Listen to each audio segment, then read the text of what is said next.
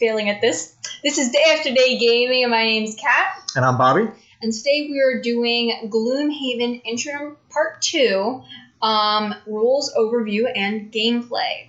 And this is going to be fun because we are starting off with brand new characters. I choose the Cragheart, and I am playing a character from the expansion, the Diviner. And also we're going to test out some new overlays today and see how they work, and hopefully it'll go good for you guys.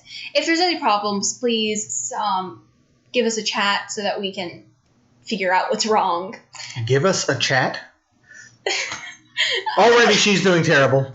I was deciding to let her try to intro this one a little bit more, but, you know, she's only 15. She's got, I don't know, tongue problems. Anyway. Yeah, it's called going to French. Going to French? French has what to do with Gloomhaven? Nothing. No tongue twisters. No tongue twisters? Okay. Anyway, as Kat was saying, I'll try to go a little bit here just to provide less tongue ties for her. But we're going to be doing a bunch of new features today to try to make the board game a little more interactive for people. We are going to be showing off a green screen, which hopefully we can get working properly. It'll be our first try with the green screen. But we can do a close-up of some cards, maybe of some of the rule books. If anybody wants to see anything, let us know. And while he's off screen right there, you guys can all see him. I'm hiding. It's my turn to talk, not yours. Mine. While he's off the screen, in his own little corner over there. I'm back. Why do you have to be back so soon? You can still talk. Go ahead. Okay. I'm waiting. So we are going to go room by room, and when we get to the gameplay, I should say, we're going to go room by room so we don't reveal any rooms that are coming up. We are also not going to show you where we're going to start off yet, or where the monsters are going to start off until we actually start that part. But we are going to go through the rules first. Am I right? That's the idea. We want to go through the rules, answer any questions for anybody who's going to watch the stream, and just kind of go over some of the stuff in the main rulebook. I do not have a copy digitally of the expansion rulebook, the Forgotten Circles one. Should I actually grab that box? We'll kind of show people what it looks like. Give me a second. For anybody who does have Gloomhaven or is interested in Gloomhaven, there's the first expansion.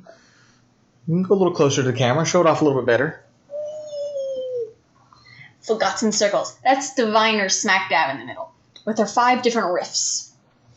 I think it's 6, isn't it? Nope, it's... Oh. It's okay, 6. It's 6 on over here. there. I've only got 5 rift tokens. Ooh, she's making portals. She can teleport places or portal herself places. I'm not exactly sure what she does. Yeah. I just know she's very... I have no idea how to play her. Nothing's wrong with that. I've never played a character like this. I don't know how it works. That's okay. You don't need to know how it works. Yes, I do. We're about to play. Well, eventually. We'll get there. So, do you want to get the rules up or what? Yep, I'm working on that right now. Okay, if you say so. Making sure we got all the setups here. So we're going to go through, as we said, we have some new overlays we're kind of testing out today. So first up is the rule book and information to go over. It's a very good cover for a rule book, don't you guys think? It's got the name and rule book and then the old looking pattern. It's not that exciting. Sorry. I know. I think she's wrong. I'm just trying to get them hyped up a little bit so they're excited about something. Okay. Is that what you're trying to do? Yes, obviously. I see. Obviously. I see.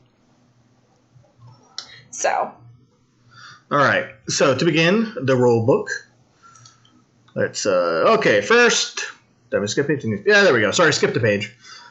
So as we open the rulebook, again, we're not going to be going over everything in the rulebook verbatim. We just want to go over kind of the highlights of each page to save a little bit of time. But again, if somebody has any questions, stop us and ask. Yeah, because if we would go by word, this is going to take us a very long time. Yes. And I don't think anybody has enough time to go over this entire rulebook word for word. So. Well, we probably could have enough time, but that's not what this stream's going to be about. No. Anyway, as you can see, these are all the components in the game. So as you can see, there are quite a few. It's a huge, huge box. So right out of the gate, you have got a lot to work with. Over here, we have table of contents explaining where everything is on different pages. It's pretty good overall for looking at stuff. You might have some trouble with certain pieces of finding exactly what you want, but hopefully we can go over that as we go. And here's the player overview. This would be a play area with 4 players. We're only going to be doing 2 in our stream right now. Maybe we'll add more people in as we go, hopefully. We'll do that. But you have different play areas for different people. Some of this, again, will be digital. We're not going to have the monsters down here at this time or the monster draw decks. But the Diviner has some special abilities that might use some of them, so we'll have to kind of figure out how it works. But just bear with us while we do this. Yeah. Because Diviner is pretty unique compared to most of the characters I've played so far. Right. Now, one important thing I do want to point out to everybody to start with. At the top here, the standard attack modifier deck. When you first play the game, if you have a town that's level 1, you grab the deck that's numbered 1 through 4, pick one of them, 1, 2, 3, or 4, and you actually use these specific cards, there should be 20 of them, I believe, as your main modifier deck. I've seen several people online, when they first start out, use the deck that's included inside of the packs with the players. I don't have mine handy, that's okay. We'll skip it for now. But you want to make sure to use this deck for your first set of pulls. It's a standard deck, so you have 6 plus 0s, 5 plus 1s, 5 minus 1s, 1 plus 2, 1 minus 2, 1 times 2, and 1 null. And those are special cards. When you draw either one of these, you're supposed to reshuffle your deck. And the reason you don't use the ones that are inside your box is that those cards are actually give you special abilities that can help you play your character. But the problem is if you get them... Well, if you use them like they're in the attack modifier deck, things aren't going to work out quite right. You're going to have a lot of pulls of additional cards you'll be pulling. It'll be tons of damage, but you'll never see any negatives, essentially. So it's not a good thing to pull that the first time you play. No. Other things you'll see on here that might be important for you, there are some tokens here for money. You can see there's some tokens here for damage. These are the... modifiers that get added to your player as you play, the effects that happen to your character as you play. You also see a board here of the 6 different elements that you summon as your characters or monsters cast abilities. You'll also see monster pull decks, which will be digital. We'll show you when we get to that part. You'll also see character tokens on the side. Right, they put them right below the character cards here. You don't have to set it up this way. This is kind of their recommended way of setting it up. You do you. Do whatever you think's most comfortable. And then you'll see this little card here with the bricks is used when you start playing the game. You actually draw cards to get bonus check marks during gameplay that help you strengthen your character as you play. Yeah, so the way that works is you draw 2 of them and you choose the one out of the 2 that you're going to try for that scenario you're working on. Yep. If you manage to get it, you get that number of check marks added onto your character. Mm-hmm. So we'll go a little further now just to kind of keep on trucking here. So you have character mats. The 6 starter characters, you have a Brute, a Tinkerer, a Spellweaver, the Scoundrel, Cragheart, and Mind Thief. And because we have the Forgotten Circles expansion, we also have the Diviner unlocked. My character! Which, let's see if we can get that on the green screen. Just to kind of show off the character, because not everybody would have seen this yet. That is very true. Not everybody has seen this one yet. Yep, so bear with me 1 minute here. I'm just going to keep talking while he's doing this. So the Diviner is a character that is so far seems to be a mostly support cast. But her abilities, like I said earlier, are unique in the fact that I've not seen abilities like this at all through my time playing this game. And I think it's going to be very interesting to see how she plays. This will be my first actual playthrough with this character. There's our Diviner. She's wearing like blue and pink, and she's pretty much in a crouching position with her hands up in front of her. And so... I'm just holding them up so you can see the text a little clearer, because it's a little bit grainy if it's all the way down right now. Yeah. Aether Diviner. Yeah, my character's back. Okay, we'll turn off the green screen for right now. Back to showing you about the characters. Yep. All right. So what you'll see on the mats, each mat looks fairly similar in terms of the layout. The main things you want to worry about here is at the bottom here, you have your hit points and your level. So your level here, the 1, 2, 3, all the way up to 9. Right below that, the red bar is how many hit points you have at the start of the game or at that level when you reach it. And in the top right-hand corner of it is your number of cards. So you are given that number of cards as your level 1 cards when you first open your box. But they're also given an additional 3 X cards. Say this now, you do not use all of them. If you like any of the X cards, you have to not use one of your level 1 cards. And so like your level 1 goes away and you can replace it with an X. So that's only if you don't like one of the level 1 cards, or if you don't like some of the X cards, you can switch them out like that. But you can only have in the top left-hand corner, in this case, this scoundrel, can only have 9 cards. Top right-hand corner, not left-hand, right-hand. Thank you. Will only have that number of cards during the entire time you play this character. Yep. Now, you still have the 12 cards available. You have all the 9 level 1 cards as the scoundrel and the 3 level X cards, so you can switch any of them out at will. You decide, you play a couple rounds, maybe you don't like one of the cards that much, find a different card out of the 1s and X's and switch into that one. Just not in the middle of the scenario. Right. And you have to do that before the scenario during the, town phase. Preview phase, sort of. I mean, you can do it right before the scenario. If you go into a second scenario and don't go back to town, I mean, you can choose a different card if you don't like the one you have. So the in-between phase. Yeah. They also do give you these counters down here at the bottom. The left side of the counter is health, and the right side is experience you gain as you play your character, which I'll explain that on the card right here. So you do have here your character ability cards. This is a level 1 card. This looks like a brute card, yeah, because it's the brute symbol. But you have an attack, like on the top card here, attack of 3, and then you get a pierce of 2, and then the bottom has an experience here. This little star symbol is the experience icon. So if you were to play this card and use the bottom part of the ability, you would get 2 experience. It's also a get rid of, which is shown in the bottom lost card. Corner. If you have something like that, if you use that ability, specifically that ability on the bottom half of that card, you will have to let it go into the lost pile. So it doesn't go into your discard, it goes into the lost, which means you most likely can't get it back. Right. And the other thing to take note, every time you play a round, you must play 2 of your player cards. So you play 2 cards every round, and you have to play the top part of one card and the bottom part of the other. You have to do that each round. If you don't have enough cards, you become exhausted and you can no longer play in that scenario, or you get killed. There is this number in the middle you'll see where right here on the brute card, it's a 72. You'll have 2 different numbers. You don't have to choose which one you play first. You just have to choose the initiative. So that is how fast your character is going during the round. Smaller numbers are better than large numbers. Normally. Well, I mean, small numbers go first, is how we should say. Small numbers always go first before larger numbers. Yeah, but sometimes larger numbers aren't a bad thing. If you want to go slow on purpose to let the enemy go first and then maybe attack them after their turn's over, you might want to wait until later to do it. Other things to take note, there are these little symbols kind of towards the middle of the card on the left side. This right here is a 2 with a little symbol next to it, which is actually attack, the same symbol as right here. So if you decide you don't want to use the top part of the card, maybe it's a burn, like the bottom part of this card. If it was a burn, a lost card here, you could use the standard to attack and therefore not have to destroy the card after you play it. And the bottom one is actually a standard to move. Yep. So it's an alternative to losing a card, or maybe you just don't want to do what the top or bottom says and you don't want to do. So if this was a bottom card that we had and we didn't want to move forward and then jump and then attack and then lose the card afterwards, we could just do the 2 movement as base instead and keep this card for later. Yeah. That's pretty much all there is to the card. You just have to remember to play 2 each round, top of one card, bottom of another one. You can choose either one to be the initiative, but you have to decide all that before you play your cards, which we'll show you as we do the gameplay in a few minutes. Yep.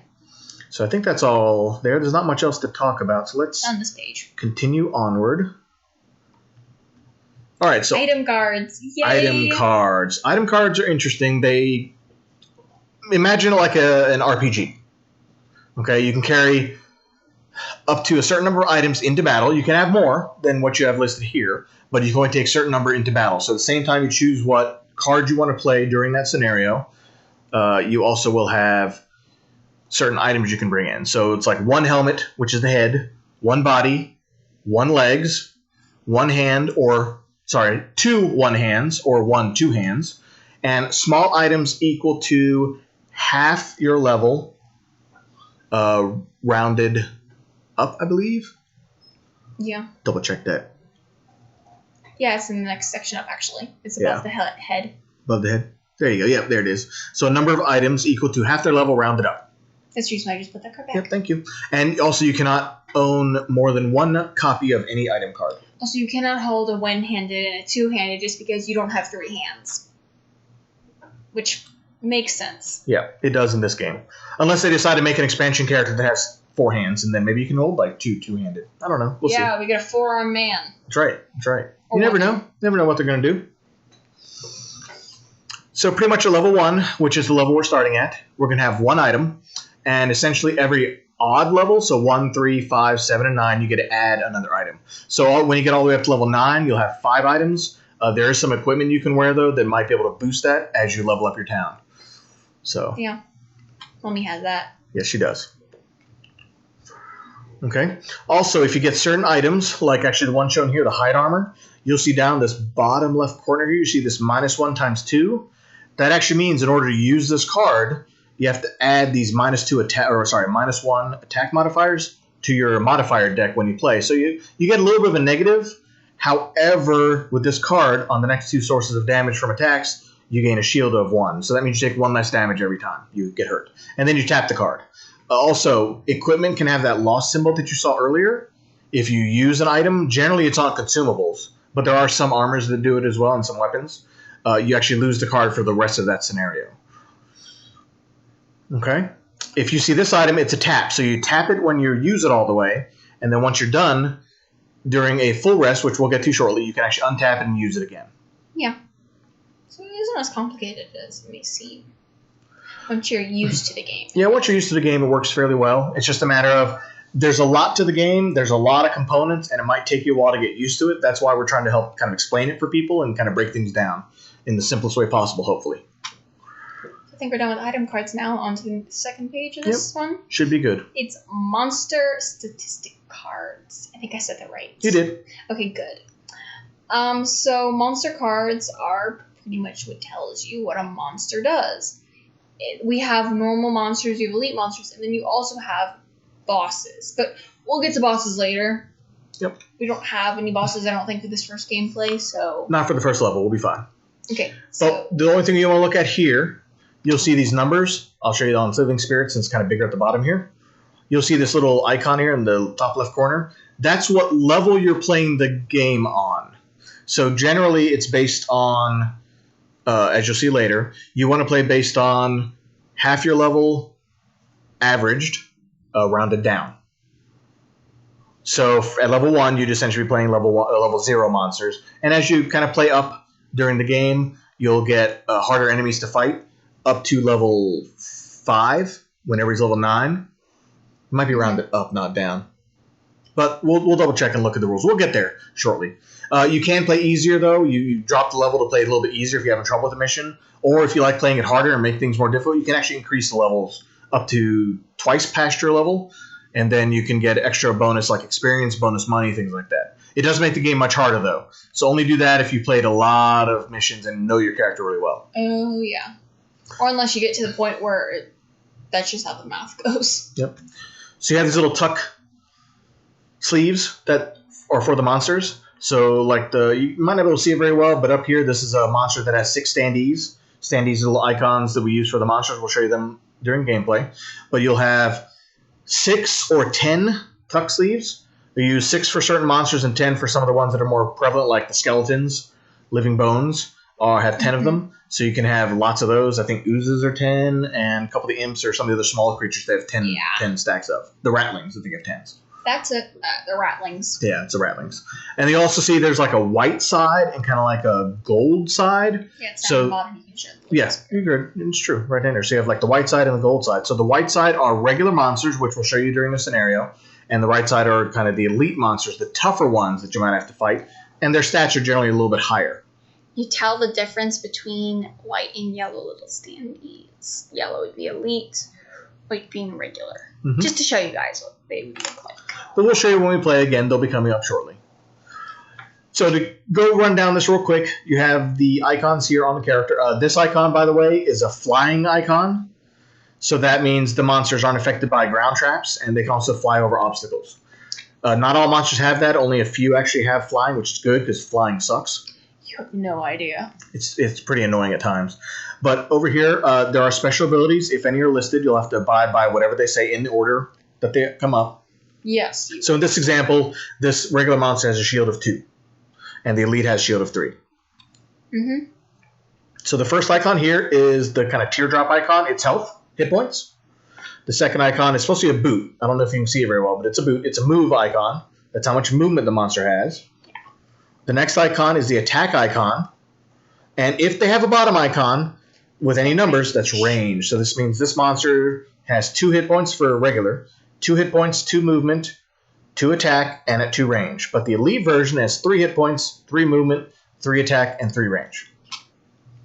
And we'll get to how range and melee works later.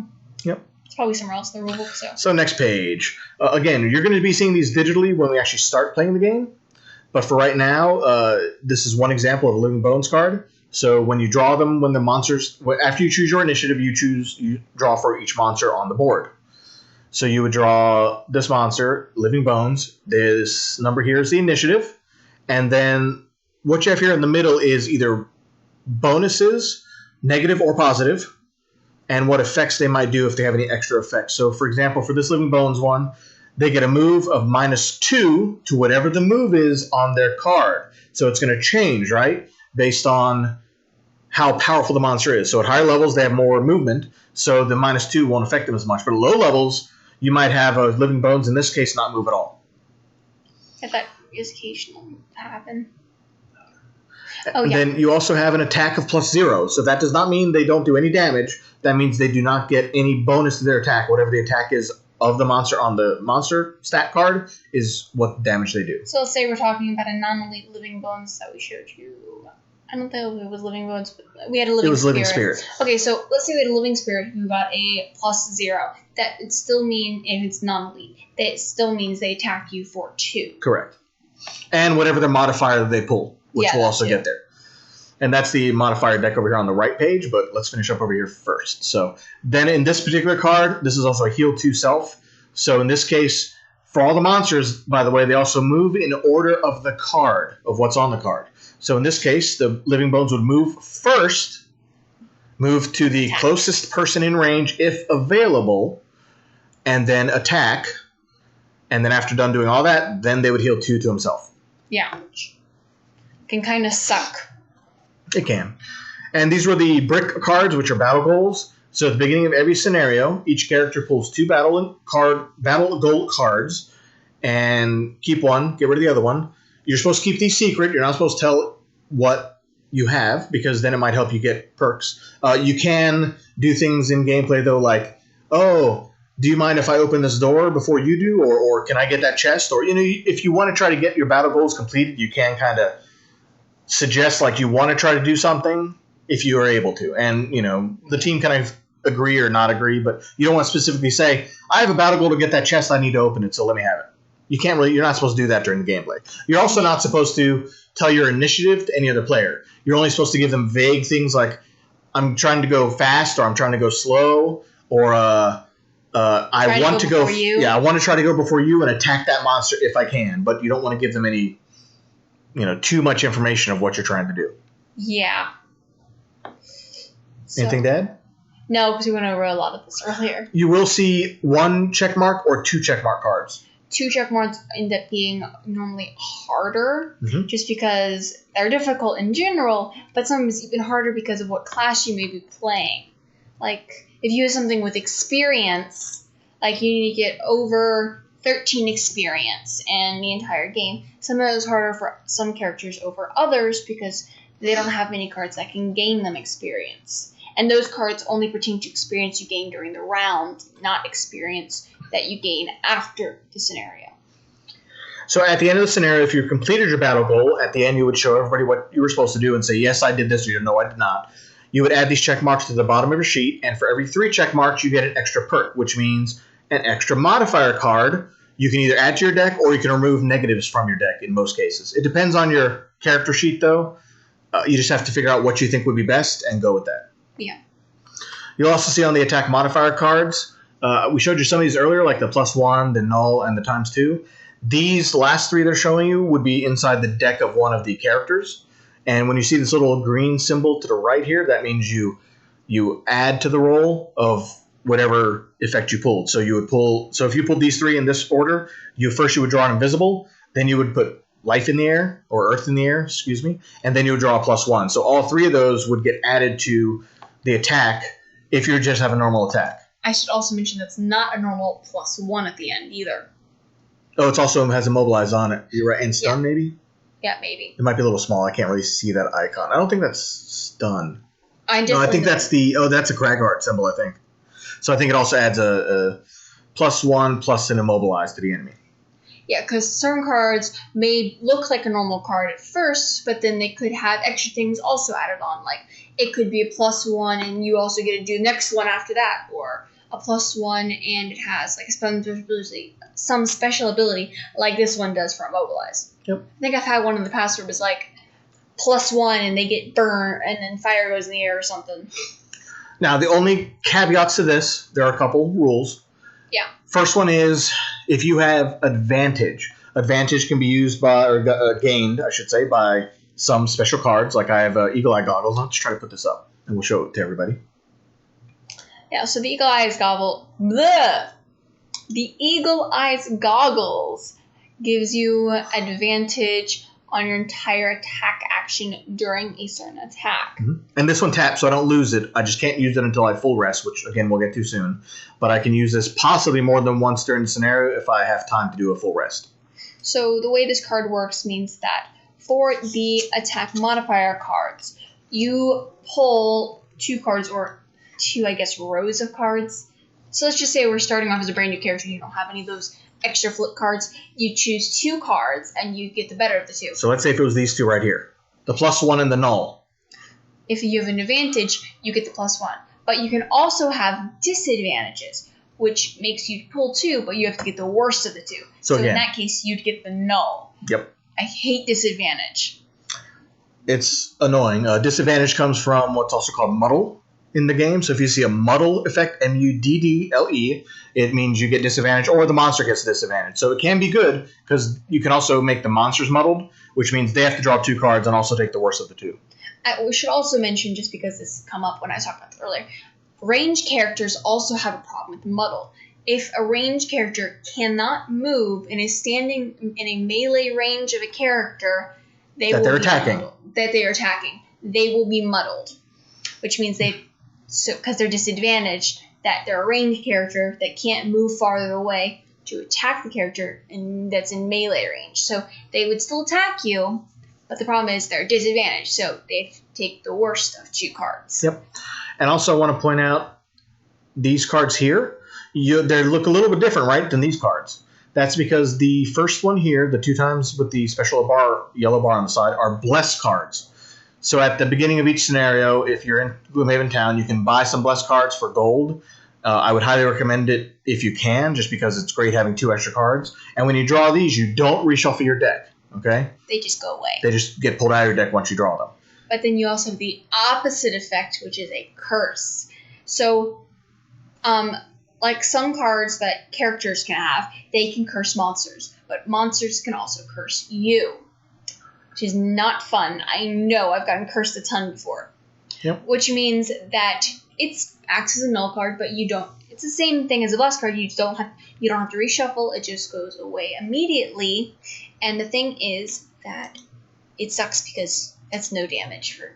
Either it sucks for you or the monster. It's hard to say. For me, it would suck because then I have no damage against the monster. For a monster, I'd be singing hallelujah because they can't hurt me. Right. Ha. Or boo-hoo. And the extra reroll cards work a little bit differently during advantage and disadvantage. So for advantage, if you get this addition card, when you get to keep stacking the effects, you would add multiple of them up until you finish 1 full draw. Like this would be 1 full draw, and then you would draw another one. So let's take these last 4 cards here for an example. Let's say the first card is an advantage, you draw it 2 times. Okay? That's fine. You would also then draw these 3, though, and if this effect is better than the times 2, you would actually get this entire effect, all 3 of these put together. But again, you would choose the better of the two in that case. Also, isn't it damage-wise not also the additions? So it's just damage-wise, right? I believe it is just damage, yeah. So that means if... Most likely the 2 times would be better in most cases. Oh, yeah. Unless you happen to only be doing 1 damage to something. Yeah, then the times 2 of that would just be 2, and then this one I think would be the better effect. Yeah, because some occasions times 2 is not the better one, because you could gain, like, redraw...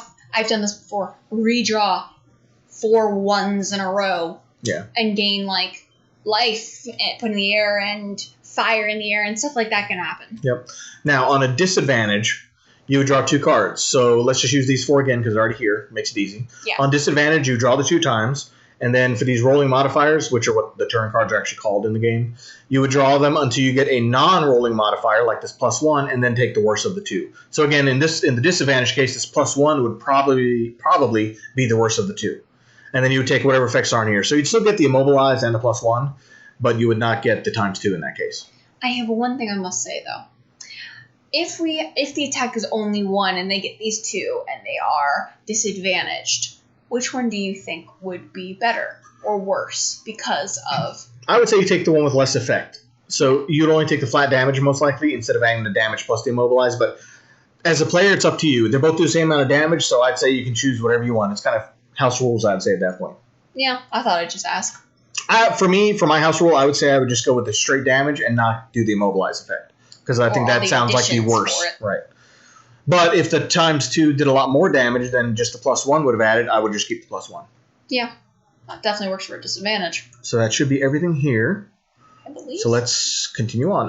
Down here at the bottom, just to kind of explain what they are, this 1, 2, 3, and 4 are the numbers of the players' decks when you're playing the game. Everybody should have all of those cards at the very beginning. There should be 20 of them. And the M is actually the monster modifier deck. And there are only 20 cards in there. You don't add or subtract unless you're giving them like curses or they get blesses or things like that. Yeah. These other symbols, these are -1s. These generally happen from either scenario effects or from certain items that give you that. Or -2. No, these are only -1s, I believe. Oh. The green ones here, I'm not sure. I'd have to find what those cards are. Most likely they're like a +1 effect that you might be able to add or something else like that. But I don't have those handy, so it's okay. We don't need one. Normally the green ones, though, add damage, so... I think so. Well, that's a -1, but again, that has a number by it. They have a different symbol here. Actually, you know what? That might be a character symbol. I was about to say. Yeah, that's a character symbol. That's what those it is. can be... Because the red ones are either a -2 or a -1. The green ones are either plus... But they're only -1s with that star symbol, which are anybody. That's what I was saying. They're in the draw decks. They're like with these curse cards. See right here. They're only -1s. Oh, yes. Because those are things you get either from armors or scenario effects during the game. Yeah. That might just... Yeah, I guess you're right. Moving on. Yeah. So, how to set up a scenario. This is important at the very beginning because you have to know how to set it up, and it's always based on how many players you have. So again, in the normal book that you'll be playing out of, you'll have all this stuff kind of visualized. I like using the apps that are on my computer, which we'll show you in a few minutes, because they don't quite open up everything for you at the beginning, so it makes it a little bit more interesting for me as a player, because I don't necessarily remember what's in the next room, although some I do, unfortunately, because my memory is really good. But hopefully for players watching, it'll be a little bit more exciting if you haven't played the game a lot. I must say, his memory is scaringly good. Yep. Not too much here you have to worry about. We might just go over them kind of as we play. There are links up here, which mean if you come from that location, you actually don't have to do what's called a road event, which we'll get to in a few minutes. But essentially, you would travel to a scenario, read the introduction, pick a starting place down here on the tile with the little door symbols, and then start playing the match. You would finish whatever you have in your first room, then open up door, move on to the next room, and so on and so forth until you complete the objective. Now, most objectives are simple, kill all enemies. But some might have you have to retrieve a particular item, maybe you have to escort somebody through. I don't want to give too much of a spoiler without giving specifics right now. I don't remember any of this, so I can't give spoilers. Well, that's easy enough. Again, my memory's too good, so I remember most of this stuff. But other than that, there's not too much else to notice here. There might be a scenario effect, so you definitely want to check that out. If there's a scenario effect, normally it'll be in the introduction, so you might have to add like 2 -1 cards into your modifier deck, or maybe you have to add a curse card in or something like that. You might start with damage. You might start with damage, that's true. Those normally come from like road events, though, which we'll get to in a few minutes. Now, the other thing is important here. You'll see a lot of enemy tiles, like on this Black Barrow quest, right? You'll see 1, 2, 3, 4, 5, 6, 7 in this first room. Don't worry, if there are only 2 people playing, you don't have 7 monsters to fight, okay? You'll see these symbols on each enemy, all right? One of the 2. So, as you see here, it says 2 characters, 3 characters, 4 characters. That means player characters. So what you would choose is whichever side, either top left, top right, or bottom, depending on how many characters you have. We're only playing with 2 players right now. So all of our scenarios, we're going to be doing the top left, which is 2 characters. When they're black like this one, that character does not get placed if you're playing that many player characters. So in this case, you probably can't see it. I'll show it on the scenario later, but this left one here and that one and the 2 on the right actually do not exist when there are only 2 player characters. Yeah. And you'll see a white for a regular monster like down here, or a yellow symbol for an elite monster. Just like it says, no monster, normal monster, elite monster. So you definitely want to make sure you set up the right number of monsters and the right types, normal or elite, as you're setting up your board based on the number of players you have. Yeah, because if you don't, you're going to be either over-flooded or... Over-flooded. Yeah, I realize... I don't know if that's really a word, but we'll go with it for now, right? Over-flooded. I would say overwhelmed, maybe? That's it. Okay. Not over-flooded, but that's okay. Whatever! I don't know what to say. So in normal gameplay, you can follow the instructions here, which are set up each room at the beginning, but not the monsters or items in the room necessarily. So you could set up the map tiles, because that's what they normally have you do, and just populate the one room you're in. And when you open up the first door, you would then populate like the next room and any connected rooms in there. Okay? I think I'm good. Think you're good? I think we're good. We'll continue onward. All right. This goes over the type of overlay tiles. Don't want to spend too much time on this. It's fairly straightforward. So you have symbols, which are doors. When somebody steps on them, you open them automatically. If a player still has movement left after they open the door, they can either continue moving into the room or retreat back if needed. So for most gameplay, I would say you're better off playing it safe and trying to have a couple extra movement just in case you need to retreat. But some people always end their turn on doors. That's fine too. Again, it's up to you. Yeah. Oh, by the way, once you open a door, there's no way to close it. Okay? Yeah. Keep in mind, no way to close a door. At all. At all. Or at least so far. Maybe something later on, but... Possibly. Then you have corridors.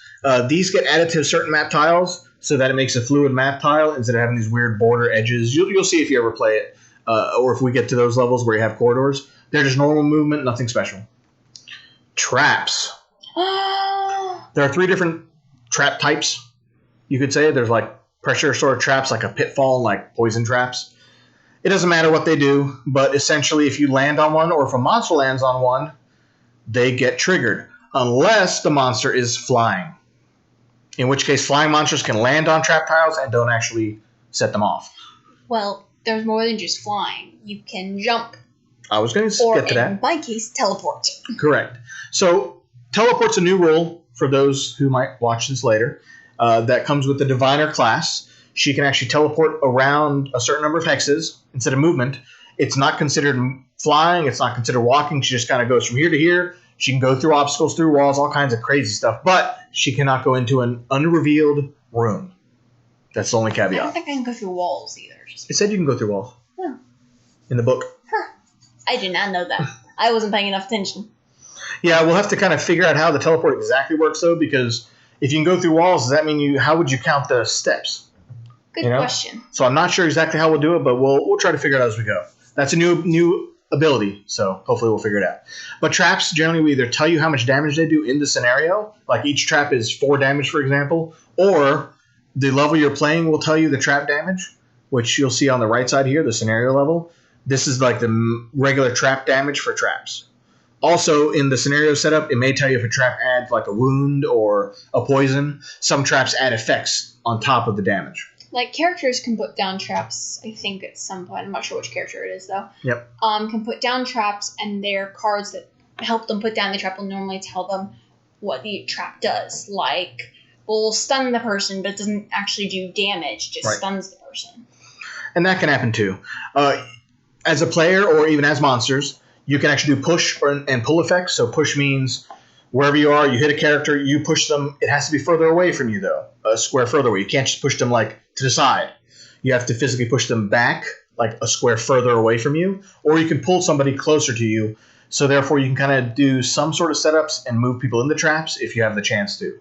But keep in mind, monsters that have flying are still flying if you're pushing and pulling them. They still do not trigger traps unless a card specifically tells you they do.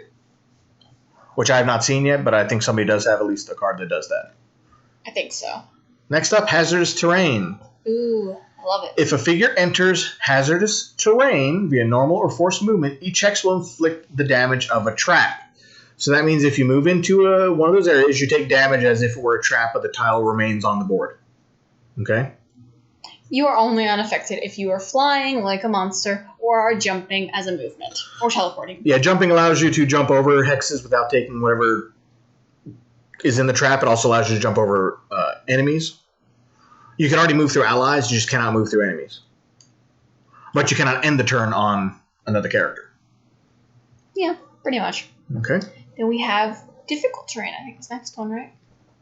Unless you have anything else to say about So the only other thing to keep in mind here is on a hazardous terrain, if you do land in hazardous terrain, you take damage. Starting a turn on or exiting the hex does not cause additional damage. So if you land on a tile and can't move again, you won't take additional damage at the start of the next turn. Or if you leave the tile, you won't take damage because you're leaving it. It's only when you first land on the tile. Not very difficult, at least. No, not bad. Now, difficult terrain. I don't remember anything about this, You so you remember that? explain. Difficult terrain. So it takes a character 2 normal movement points to enter a hex with difficult terrain. But flying or jump or force movement like pushes or pulls are not affected by the difficult terrain. So essentially, if you enter the terrain, you have to spend more movement to get through it than normal. Then you have obstacles. Obstacles. So You can't move through those, I think. well, you can move through them if you have flying or jump or, in your case, teleport. They do not hinder ranged attacks, though. That's the thing to keep in mind. So these will be like rocks that are in the way or columns, although I think it's weird. They have columns and stalactites and stalagmites, and they have like tables and boxes and barrels and all kinds of stuff that you can put down. You would think like columns you wouldn't be able to shoot through because they should be upright columns, right? How can I shoot? Maybe you're sneaking around the corner and just shooting right off to the side of them. I don't know. Stalagmites and stalactites, I don't get those Same either. thing. It's like you would think they'd block some ranged attacks if you don't have like a line of sight, but I don't know. They don't affect any line of sight or anything, which we'll also get to shortly. I still think it's weird. It is kind of weird. But there are some characters, I will say, that can manipulate obstacles in different ways. Craghart, the character I'm going to be playing, can do some things with obstacles. I can actually destroy some or push people into them. You'll see as we play what we do. Also, treasure.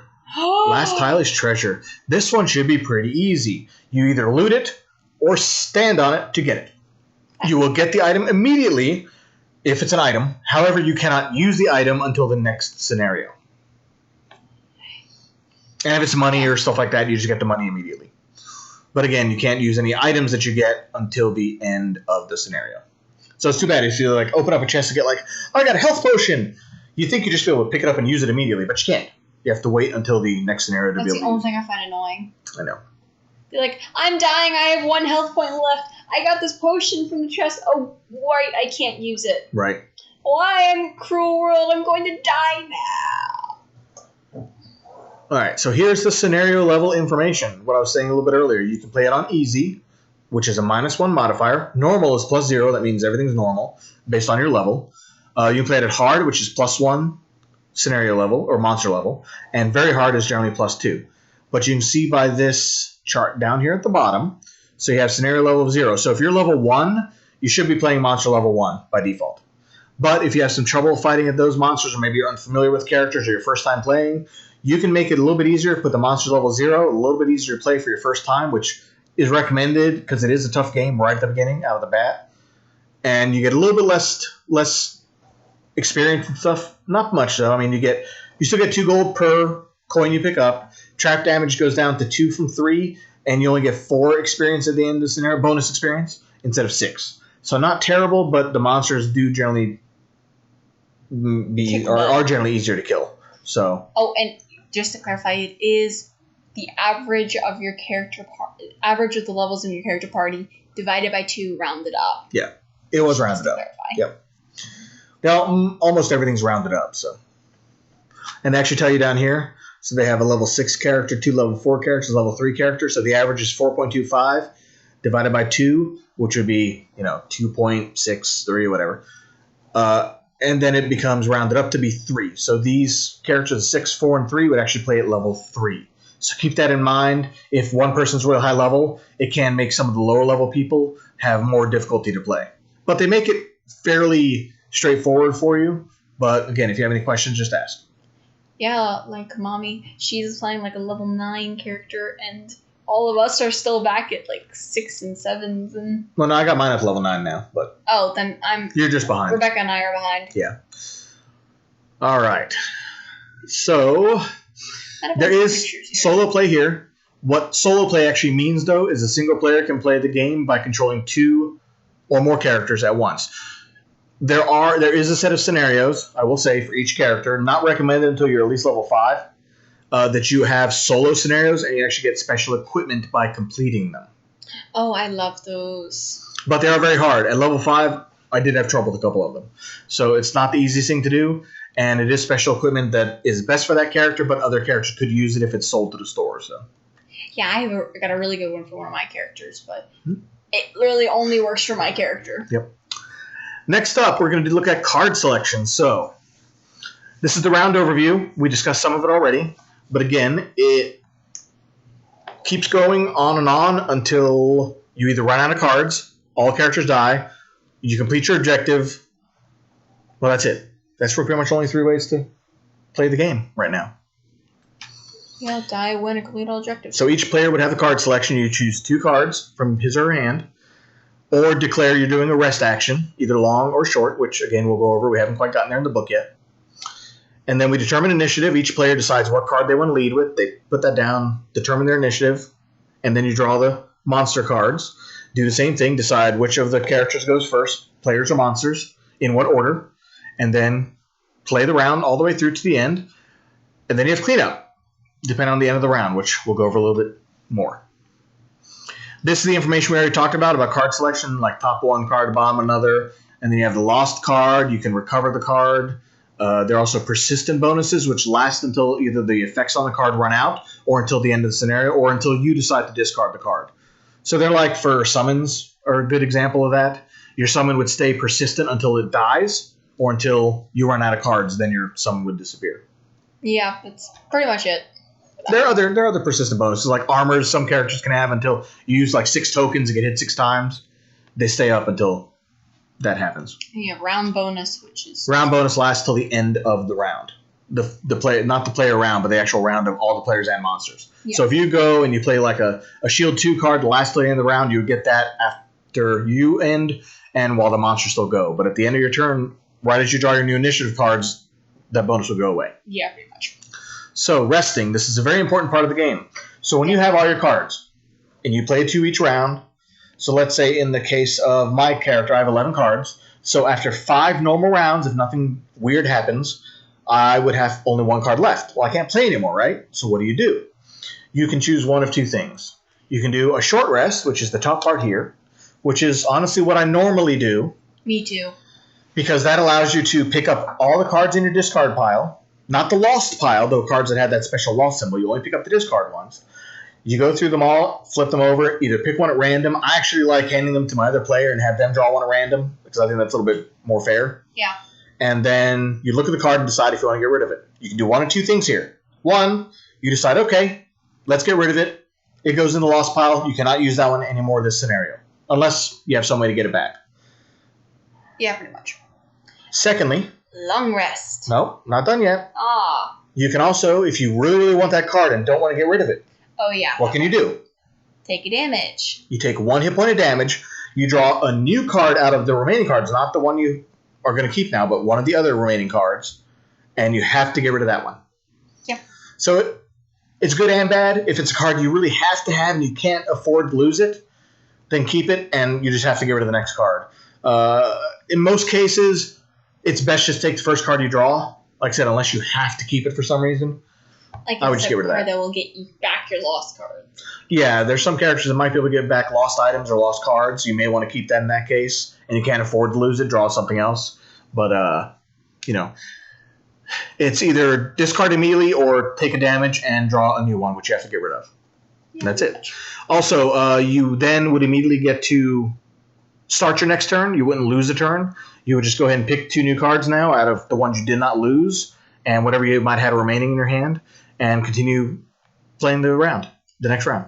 And then you have a long rest. You want to explain that? I'll try. Yes, I said I'll try. So long rest is that you do not get to participate in a round that is coming up. So for a long rest, while all the monsters and other players go, you rest, which means you get to choose out of your discard cards which one you're going to get rid of. Not your lost cards, not any cards that may have been previously in your hand, only your discard cards. You get to choose one of them, and that card is lost. Yeah, like we said, lost cards can't be put back. But for this, you can, when you do a long rest, you get a heal to self, which means you gain 2 hit points back. But this also means it refreshes any spent item cards you may have. But this does not count potions which are consumed or anything else that is consumed. It only counts cards that can be untapped. Yeah. But for the purposes of this round, you also go at initiative of 99 automatically. Yeah, so you go very last. So everything at the end. Since most monsters target the people with the fastest initiative, normally you're okay unless you're at the front lines. It's really tough at the front lines to do a long rest if there are monsters near you, because you're still going to get attacked if you're the closest character to a monster. It's really useful, I would say, for like long range characters or spellcasters and things to be able to do a long rest. But it depends. If you're surrounded by monsters, you can't really afford to do a short rest. Best thing to do. Yeah. Also, because you get healed, we haven't gone over conditions quite yet, but there are some conditions which can be removed if you do a long rest. But we'll go over that a little bit later. It's probably coming up soon, too.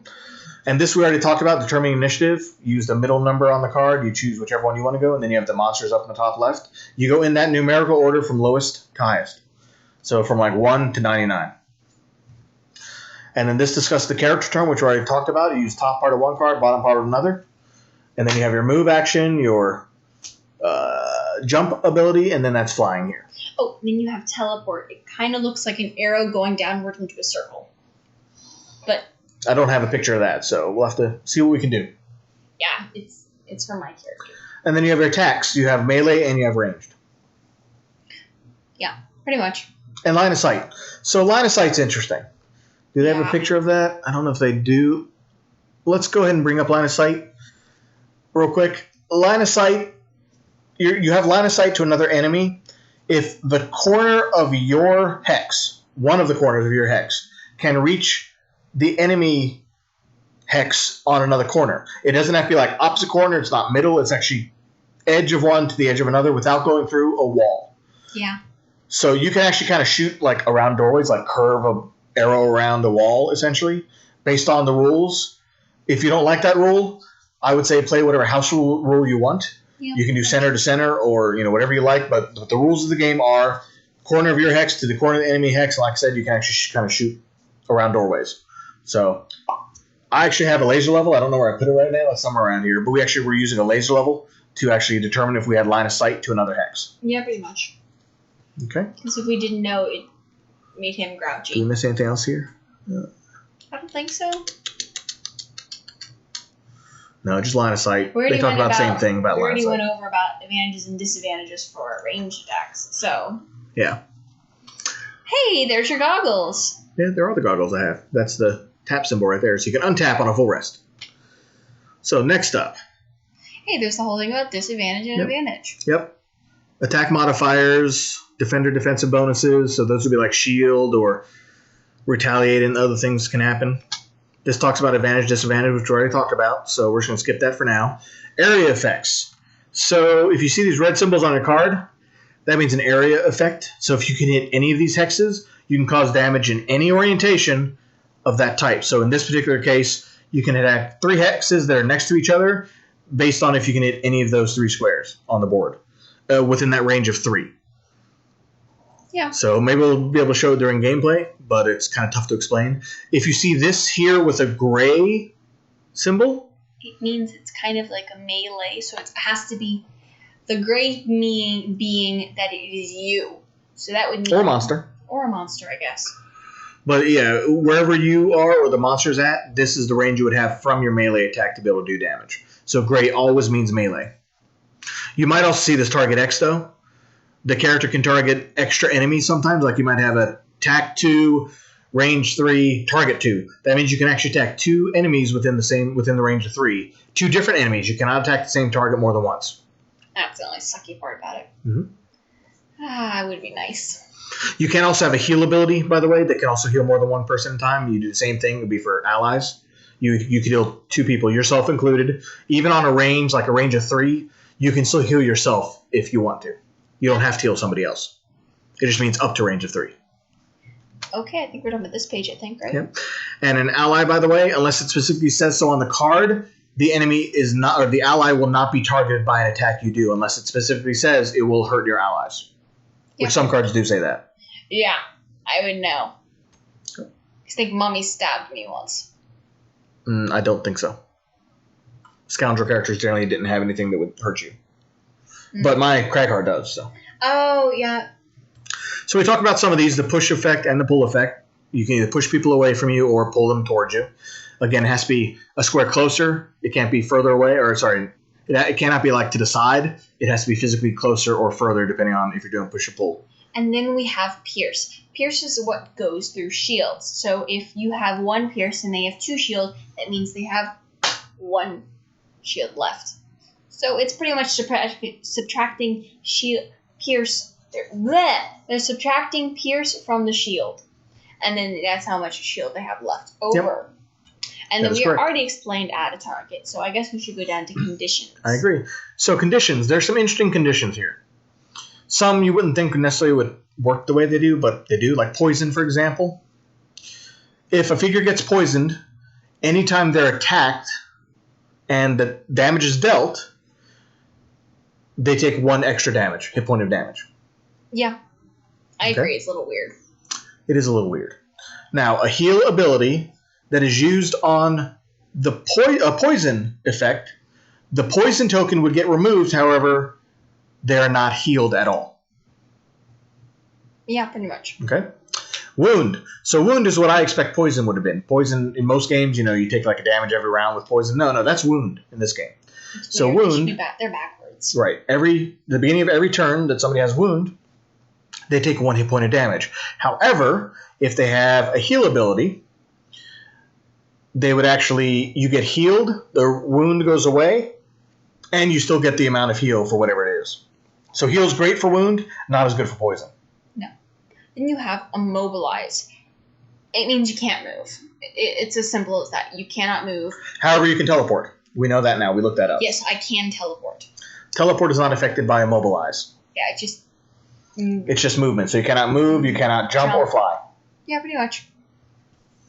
And it goes away after a turn, I think. At the end of the turn, it goes away, yep. Then you have disarm. It's pretty much the same as immobilize. It just means you can't attack.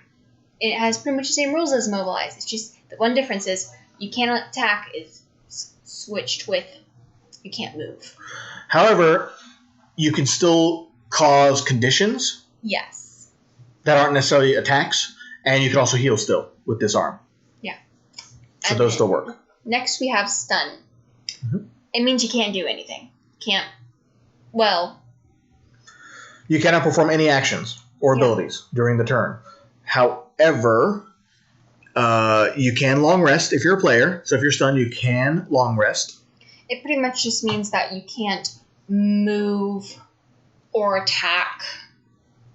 Right. That's pretty much it. It just means you can't. Or as a player, you can't use items. Or teleport, in my case. You can't do that either. Yeah. And yeah, like you said, you can't use items either. But if you are stunned as a player, you still have to put down 2 cards. You don't get to skip a turn or anything. No, it doesn't work that way. Then we have muddle. It gives you disadvantage. We talked about that already, so we'll skip that. At the end of the turn, though, it does get removed. Okay, so curse is what we talked about earlier, about adding curse cards into your deck. but it's not really a token you need because it's pretty much immediately added in. This is why they got rid of it for the expansion. So not the expansion, for version 2 of Gloomhaven. I actually have version 1 of Gloomhaven and version 2. So the version 1 game, we had these little curse tokens that were the same as the other tokens. And blessed tokens. And blessed tokens. But for the expansion, or not the expansion, for the version 2 update that they released, you don't need they them got rid of because them. they immediately go. They immediately take effect. There's no point to carry something that just immediately starts. And then you have, after that, we go to positive conditions. Invisible, which pretty much means you have invisibility and the enemies cannot see you for a turn. Yeah, invisible actually lasts through your entire current turn, through until the end of your next turn, not the end of the round, but the end of your next player turn. So what I like to do sometimes with invisible is go slow on my second round, because then I can go after all the monsters, then I can come out of invisibility, or I can just attack, do my moves, and then I'll be out of invisibility after all the other monsters. So it can be useful for that, or if you're really trying to stay alive because you're surrounded and just not a good place, you can also long rest, and therefore you would stay invisible until the end of your long rest, just so people know how that works. And then you have strengthen. It's the opposite of muddle. It gives you an advantage, and since we already talked about it, we're just going to skip that one. Yep. Then you have bless. But now I'm going to talk about one that isn't on here, because this does come up in the game we're going to play. It's called regenerate. It's a thing that comes with the diviner. I know because I've already looked at my cards. So regenerate happens like this. I probably need you to grab the rulebook because I don't know if I'm going to fully explain this correctly. So regenerate works like this. You can access regenerate, and the way it works is this: it continues working until you are attacked, I believe. Correct? Pretty much keeps going until you get attacked. Regenerate continues until you suffer damage. Okay, so. And it forms a heal to self action at the start of each of its turns. So at the beginning of whatever turn I may have activated it, the next turn I would gain 2 health points back, I think. Just one. Heal oneself. Oh, heal 1. That's better. That makes much more sense. And it works even if I am stunned.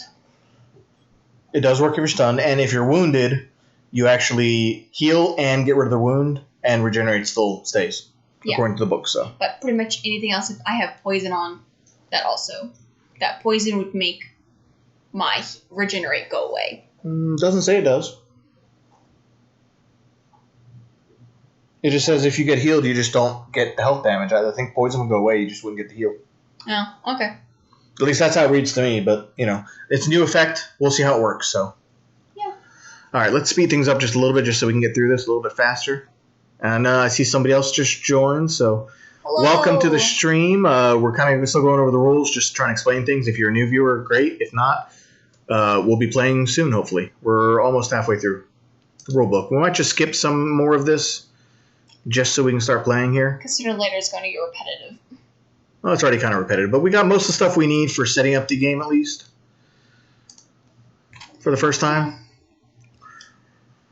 Oh, yeah, then we have elements. So we do have elements. Up and down. Yeah, so elements start, when you cast them, they start up here at strong, and every round they go down to waning and then inert. Inert, you don't get any bonuses, but if you do have a card that can use an ability on it, you can get extra bonuses, you can get extra other effects happen depending on what the card is. So they're good to put in. However, if you cast it on your round, you cannot use that magic. It can only be used on the next player's round. Yeah. So that also means that you can either use elements that are in the air, or you can put elements into the air. So players have the ability, but so do item cards. Yep. And then we also have the thing about that there is a little thing on, you actually can see it right now on the right side where there's a card that uses more than one element, it looks like. And no, just one over here. I mean, not more than one element. Oh, it here? uses any any element. Yeah, that's multicolor. Any single element will work, and you get, like in this card, you get an extra attack. It's useful. Occasionally there are ones that use more than one element, and there'll be 2 separate element symbols provided. Yep. Like one could be fire, and then you could have another one that's like multicolored, which means any of them. You still have to use fire and pretty much anything else. Yep. So character tokens. These are used on special cards, like down here at the bottom. what you do is you would place the icon, and then the first time you have to use the ability, you would move it 1 square.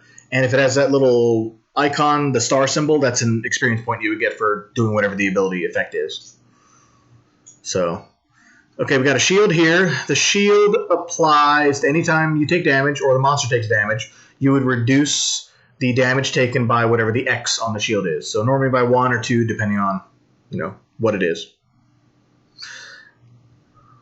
And actually, that is the end of the first half of the book.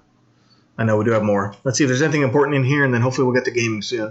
A lot of the second half of the book is more about like the shop and leveling up and some other stuff we don't necessarily need right now, so we might skip part of that. But monster movement is kind of important in a couple ways.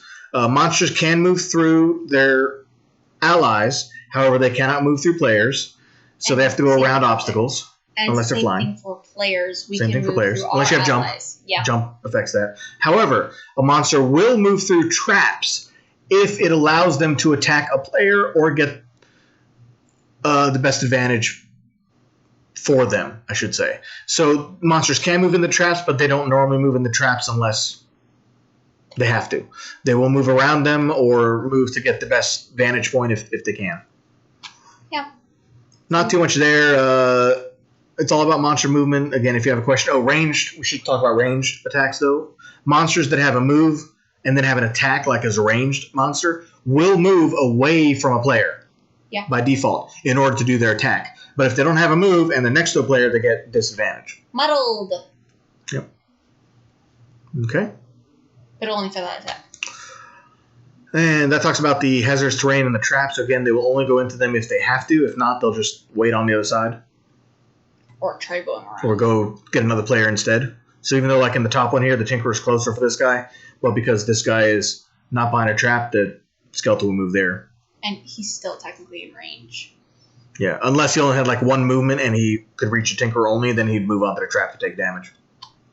So. Yeah, pretty much. Mm-hmm. So I think that might be it, right? Yeah, down here they do talk about healing. So monster will heal. If they have a heal X ability, it can heal themselves or an ally within the range. And then summons. Some monsters are summoned. If there are summoned monsters, you have to fight them as if they're regular monsters of that type. However, they do not drop a coin when they die. No, they do not, which is a pain. I want the coins. Why can't they give me the coins? Yep. They have ambiguous rules. If anything's odd, do the best you can. We're here to answer questions if anybody wants it. We do have a Discord set up. I try to monitor that as much as I can. It should be at the bottom of the stream. But feel free to join it. I do have a Gloomhaven section for the board game and one for digital because I'm also playing digital on streams. But if you have any questions, post them there and I'll try to answer them best I can. Yeah. So, bosses. They do talk about bosses here. Same levels, 1, 2, 3, 0 through 7. And they have special abilities, so when you draw a boss card that has like a 1 on it, you do whatever the 1 says, and with the 2, you do whatever the 2 says. So just follow the cards best you can. There are some that will just be a straight move and attack, but if not, do what you can. Then you have the end of round. So if you pulled a 2 times or a null, or the monsters pulled a 2 times or a null, the modifier decks would have to be reshuffled. Yeah.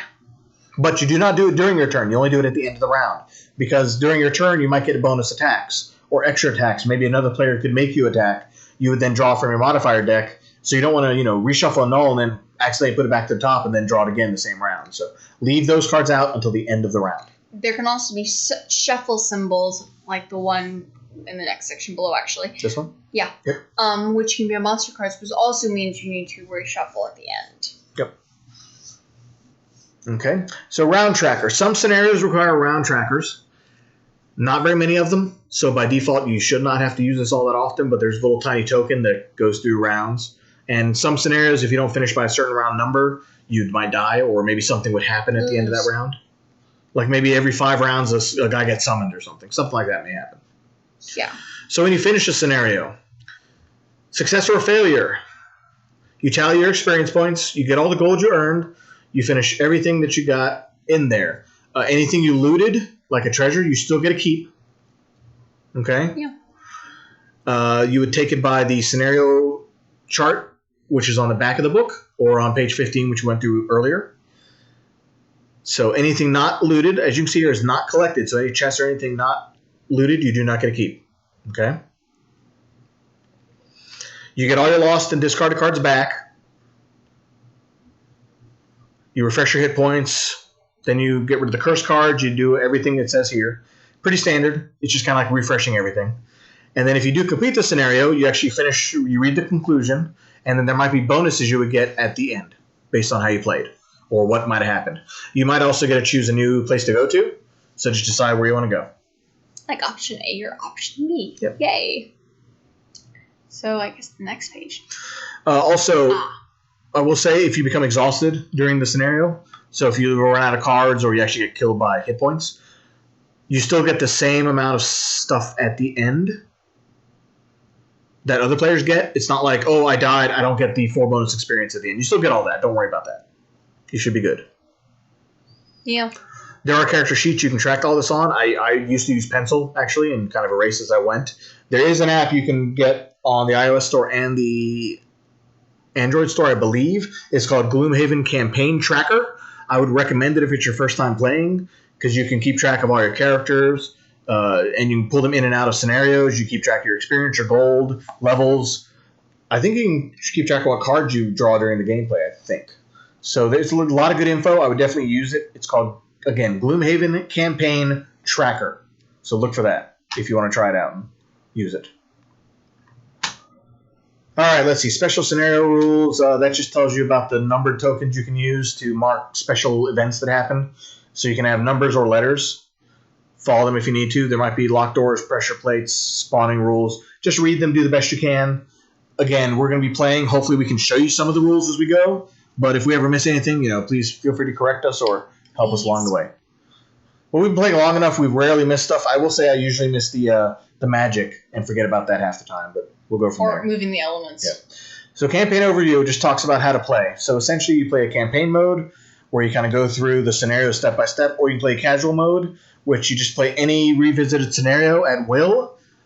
You don't get any achievements or anything else done, but you do get experience and money. You can also loot treasure tiles. You can complete battle goals and make progress toward completing your personal quest, but you do not get any of the extra story rewards and such listed at the end of the scenario. Yeah, pretty much. There is actually also another way to play, which isn't listed until the end of the book, which is you get to draw cards and you actually play this little mini scenario, which has 3 rooms. You basically fight through to the end and see if you can make it. But you don't get anything special from that. I don't even think they have battle goals, actually. I'd have to go look. I don't think so. Okay, moving right along. Campaign board. We still have like 20 pages to go. Maybe we should start playing the campaign and come back to some of this later. That might be a good idea. Let's just skip through real quick. So we have the campaign board, which everybody will have. Basically, as you unlock stuff, you play stickers. You can keep track of your prosperity, which is your town level, and you have little spaces up here to add stickers if you want to. It's up to you. There are removable stickers you can buy online if you don't want to dirty your board, but you can put stickers if you want to keep track of stuff. Yeah. Anything important here? We have a party sheet. Only thing here is as you gain or lose reputation, you do have modifiers in the shop, so things might become cheaper if you're goodwill with people, or if you're evil, you have to pay more for stuff. But again, you can go either way. You do unlock stuff no matter which way you go. They show you the character sheet. It's pretty self-explanatory. You have level, experience for the level you need. You can only level up in town in Gloomhaven, so you cannot level up in the middle of a scenario. Yeah. And these are your perks. Every time you level, you get a perk, or if you retire characters, you can get extra perks. And then whenever you get 3 check marks, you also get a perk. So as you play, you'll unlock a bunch of stuff for a character. Pretty much. Should be pretty self-explanatory. We'll keep going. Personal quest cards. Okay, we probably should talk about that. Yeah, probably. Personal quest card. When you first make a character, you draw 2 personal quest cards and keep 1. All right? Basically, it allows you to complete an objective, and you get to open up a tuck box or something special. If you happen to gain one that somebody's already opened, you actually would get a random scenario for free. Yep. Same thing with item design cards, random scenarios, city road events. We should probably talk about that real quick. Yeah, because those are probably useful. So when you go to Gloomhaven and you shop, you do whatever you want to do in town, you're supposed to draw a city quest. Pretty much. You choose what you want to do, and then you read the back and play it out. There are also these symbols here which show, rip the card in half, basically. You can rip the card in half if you want. I don't like doing that because I can kind of reset the game that way. But if you feel like doing it, you're supposed to rip it up. Do what you want. Whatever you feel most comfortable with. We just had to put them in another area so we don't ever use them again. Road cards. Every time you go to scenario from town, unless it says linked, like link Gloomhaven, you don't have to. But you do a road quest in between, and then these can be same thing, positive, negative effects. You can get extra money, you can lose money, you can get prosperity, lose prosperity, all kinds of stuff. Also, occasionally for city and road events, you need a certain character. Yep. Also, just to forewarn you, city events are normally nicer to you than road events. That is true. Road events normally suck. So, sealed boxes and envelopes. You don't open up any of these things unless you're told to do so. So just keep that in mind when you're playing. Don't do stuff just because you want to see what a character is. You're not supposed to do it. It's a legacy game. You unlock stuff as you play, so keep that going. Town records. Again, you're not supposed to do this until you're supposed to do it. So once you retire, you do it. Your first character gets retired. You open up your town records, read through it, follow the instructions, and go from there. Same thing with achievements. You unlock stuff as you go. This might actually lock some scenarios you can't easily replay during the campaign mode. So be careful what you do, or you may not see everything in the game. Playing campaign. We already went over that, so let's just skip all that. So visiting Gloomhaven. After you're done with the scenario, you can either continue with the scenario. You may not have to do a road event. Depends on what you're doing. But normally most parties will go back to Gloomhaven. Then you can buy stuff using the money you got. If you got enough experience to level, you can level up your character. So on and so forth. If you get to retire, you can do that. You can open up a new character, decide what you want to do next. So on and so forth. Then we have buying and selling items. So at level 1 of the town, you only unlock item cards 1 through 14 at the start. You also start with 30 gold. It's 15 gold for each level, I believe. It's a level plus 1. So at level 1, you get 30 gold. And every time your town levels, if you start a new character, you get extra gold based on that. Yeah. It's pretty easy. Pretty straightforward. Leveling up should be pretty easy. If anybody has questions, I do see we have another viewer, so welcome, new viewer. Hello. We're almost done with the rules. We're promised we're playing soon.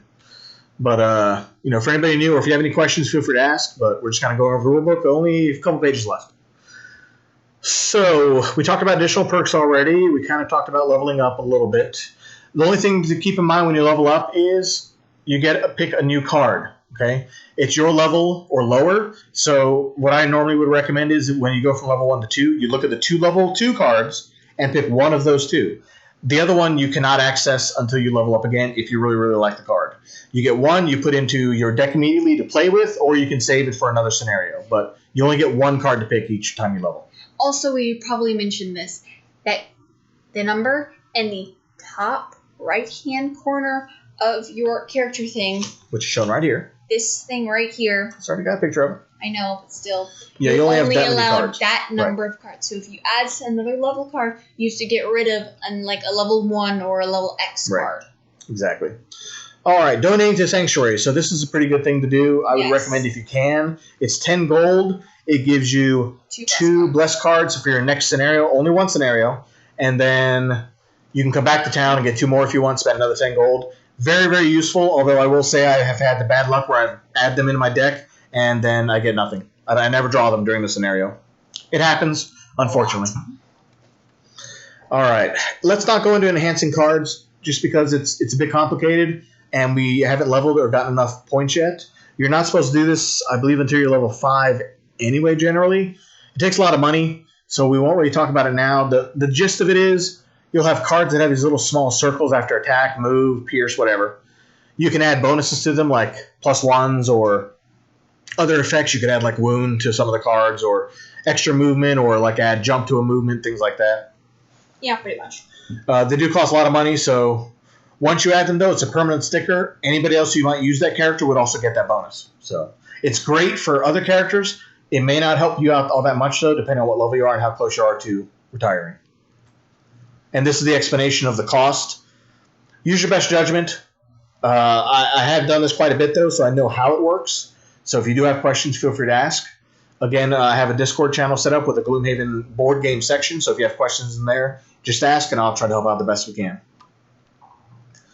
Finally, announcing retirement. When you fulfill your personal quest, you retire your character. You'll read the town records, follow the rules, and then if you unlock the new character, you can play with that new character or play another character that's currently unlocked. So in this game, we're playing a brand new scenario. We only have the 6 starting characters, well, plus the expansion character, the Diviner, which Kat's playing. So once we retire, we can either choose to play another one, the remaining 5 starter characters we haven't played, or the new one we unlock in our card. Normally what we do is we play characters that we unlock to see how they work. You'll also see at the end of the book, oh, by the way, the prosperity counter here, which is on the bottom of the map, once you unlock to the next number, your town levels, essentially, and you can get more, you add more item cards into your town, and then every new character that's started actually starts at the town level.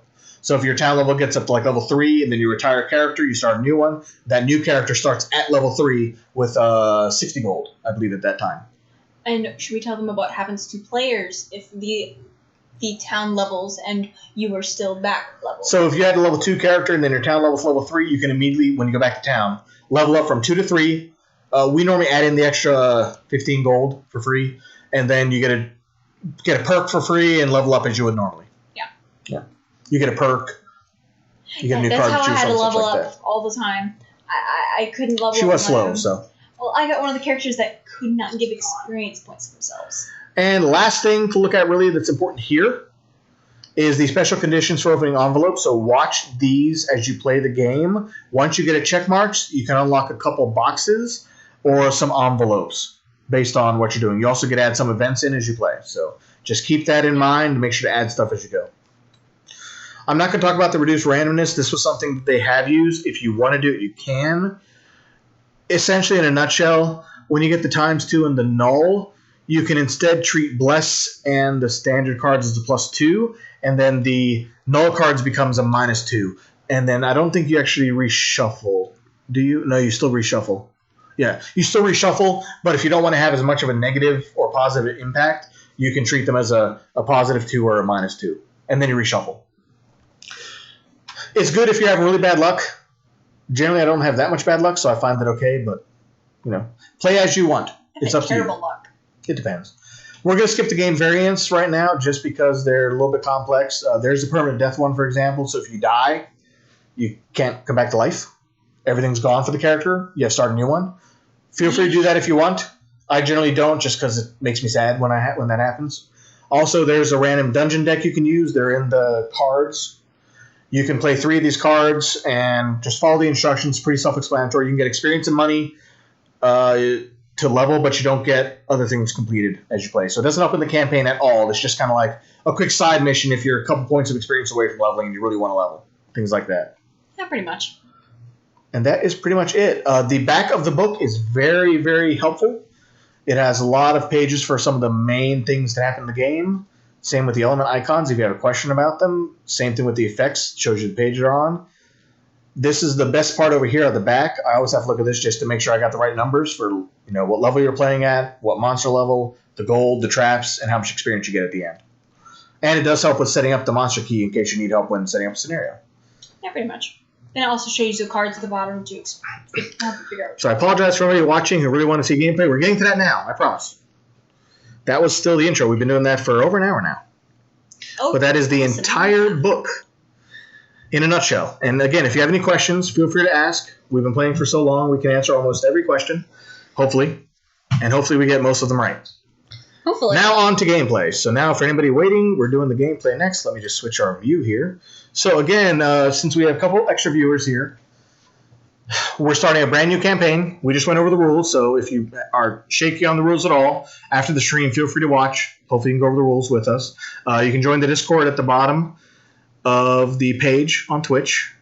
You can ask any Gloomhaven questions inside the board game section of the Discord chat. But let's get started. So we have the new Diviner character being played by Kat. Hey. Then I'm playing the Cragheart character, which is a game nobody in my family has actually played yet. I have played it some on the digital, so I know how it works. But this is the first scenario. We're only showing the door that's open. I should have probably switched the overlay real quick. I did not show everybody that. Hold on one second here. So we're actually using a scenario book to do most of this stuff, which is a PDF version I got off of Board Game Geek. And essentially, I don't see the rooms, and I don't have the stuff to read necessarily until I want to see them. So for the purpose of this, we're trying to give less spoilers for viewers, so you can kind of see as we move through the rooms what's going on. So we might reference this and come back to it every now and then just to kind of show you what's going on. Yeah, it's pretty useful so you don't know it's coming. It's nice. I like it better than using the regular scenario book because you see everything. You have to, right? It's just paper. But the digital one is a PDF, so if you use the Adobe PDF viewer, you can actually click and lock stuff. So we're going to do the first part of the room. We'll leave that overlay up for a minute here, so let's set up the board here. And then we'll switch back over to the camera view. And I will most likely be the one controlling the characters because he's farther away from And because we only have 2 characters, we only have to worry about 3 monsters right here in the middle by the door. So we have 2 non-elite enemies and 1 elite. The other 4 are not in our game right now. So that's perfect. Ooh, one thing I must say. Did we start in the city? Yeah, we should probably do some city events and everything, so you're right. So we're going to go ahead and do a city event. Let's see if I can pull up the overlay. Maybe I can get that to work. Because we already bought stuff. We did. We wanted to kind of get the stream going fast once we got to it. I probably should actually add my money in because I still have money left over. So let's see if we can get this overlay to work today. Woo! Sort of got it to work. I can't read it from there, but... Nah, I'll read it from over here. I'll just tilt. I'm out of camera view for a minute. All right. First city quest. So this was shuffled, so don't worry. As the daylight fades, you find yourself wandering through a half-crowded market street, browsing wares. Hey, over here! You turn in the direction of the voice to see a filthy vermling gesturing from a dark alley. Yeah, you grim-looking chaps. I have something you might be interested in. The vermling holds out a piece of metal covered in sludge. Found this in the sewer. Writing on it. I don't understand, but I know it's valuable. You can have it for 10 gold. So we can either, option A, pay for the thing, you never know, or option B, refuse to pay, never trust a vermling. So I don't have any money, so I can't buy it. Do you want to buy it? Do you have 10 gold? I do. Do you want to buy it? Sure. Okay. So we are buying it now. And you might not be able to see it in chat, but that's a good thing. You'll be at the bottom. All right. You laugh and gesture at the vermling. Oh, sorry. Wrong one. You're right. Pay 10 collective gold. You hand over the gold and take hold of the piece of garbage. Amidst troubling brown smears, you see a lot of meaningless scratches likely made by rats and bugs. Oh well, sometimes the long shot doesn't pay off. No effect.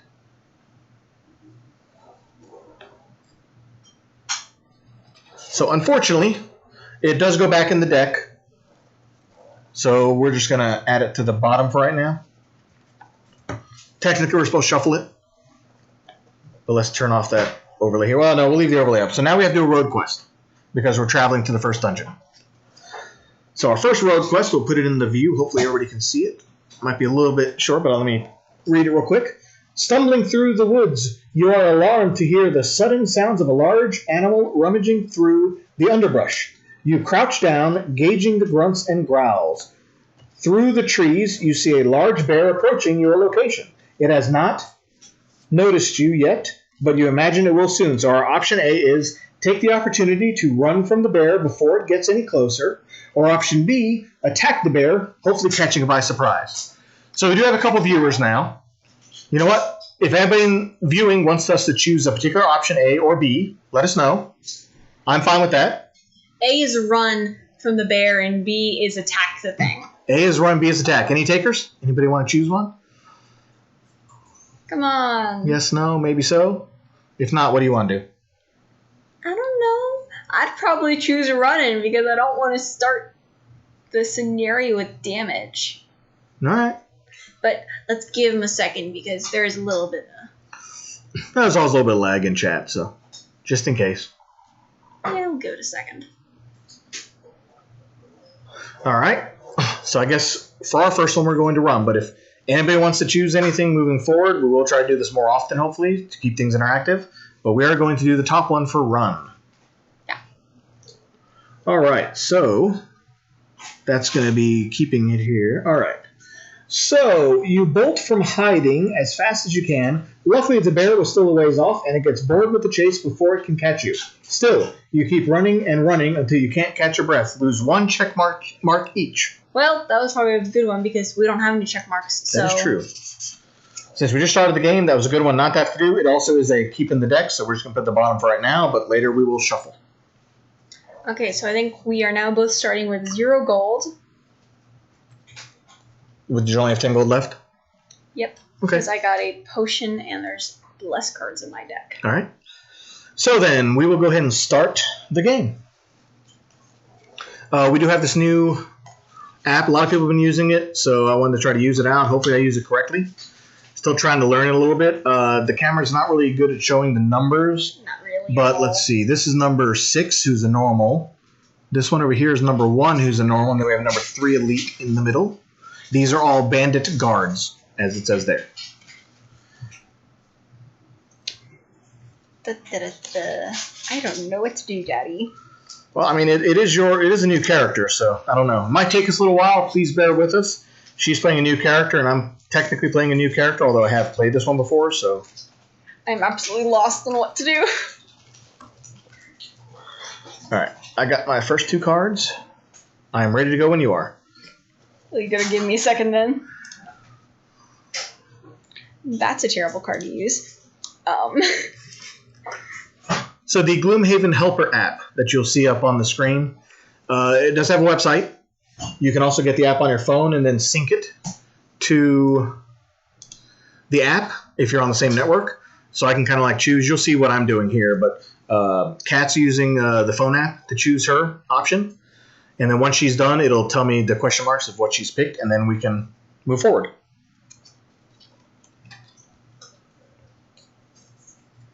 And because of the overlay, if anybody wants to see a specific card, we are playing the Diviner character, so if you'd like to see some of the cards as we play them, let us know. I'll bring up the overlay, and we'll try to put the cards out so you can see what they look like. Just let us know if you're interested. You got to pick a card at some point. I know. Don't take too long. They're going to fall asleep on us. I'm going to fall asleep on you. This is the worst part, isn't it? Waiting for other people to finish stuff. You know, I've been done for like a couple minutes now. She's like, ah. Yes. You'll get over it. Okay, just because I don't have anything, I don't know what to do with this character yet. Yeah. I think we almost got it. We almost got it. All right. So the double question marks mean she's picked her initiative. So we will see how it works. Now we hit the draw button. And what this does, it does one of 2 things. So one, now all players using the app will see what everybody else chose for their initiative. It actually puts the cards in order. Okay, 8, 13, and 15. The monster, if it went faster, it would pop them up in between the characters. Yeah. Also, you'll see this here is very, very important. So whereas normally on the monster cards, you'll see like a attack +0 or attack +1 or -1 or move or whatever. Yeah. The numbers on the app actually already give you the final numbers based on normal character and then the elite character. So it's very nice because it already adds up all the numbers. So you're not having to be like, okay, attack -1. This guy has 3 attacks, so he's going to be attack -2. It'll just tell you attack of 2. Done. Yeah, pretty much. Mm-hmm. All right. So you are first, and what are you going to do? Well, for my thing, since I am still trying to figure out how the heck my character works, well, should we show the cards off? Since it is the first Diviner card some people may have seen. Okay, we'll just hand you both of mine. Okay. Because Let's see if we can make the overlay work or not. Let's try it out. Yeah, and also, I have Oh, little crooked. So, for the cards I chose, I have my... So, apologize if you can't quite see them, but here are 2 of her 2 cards. So, that one was the 8 initiative she used. And which top are you going to use? Are you doing this one? Probably. So, that is when any ally within range of 2 is attacked this round, consider any positive and what? Attack models card? Yeah, you're going to enemy draws to Daddy, be, never mind. what? You switch those around. We're using the top of the other card. Oh, I forgot sorry. what I was doing. Sorry. We are going to do one where I put a rift in the air. So it's this little thing right here. It's a little blue and pink thing where I put a rift somewhere. Okay. And what's the range on that one again? So range of 3? Okay, so I get a range of 3 of anywhere of my choosing. I can put a rift in the air. In an unoccupied hex. Yes, it has to be unoccupied. And this one, particularly, is a disarm. So which enemy, I should say, steps into the spot will be disarmed and they cannot attack. Which they won't, though, because they're not moving, but... Whatever. We're going to put this smack dab in front of the elite. I moved it. Violent. Yes, a lot of violence there. All right, and then the bottom of the card then, of the other side, is reveal the top card of all non-boss monster ability card decks. You probably don't want to use that, though, right? It's a burn card, so... Oh, yeah, I'm just moving. You're just going to move too? Okay. So the only problem we have with the Diviner so far that we've seen for viewers is the Diviner can switch around cards, like monster ability cards, or even your modifier decks, which is great. But because of the way we're streaming all digital, we'll have to figure out a way to do those draws if we do them. So I'm going to hide bear with you. us. All right, let me just one over. Let me turn off that overlay so you can get those two cards back. I think I'll go right there. You got an experience too, I think. No, you didn't.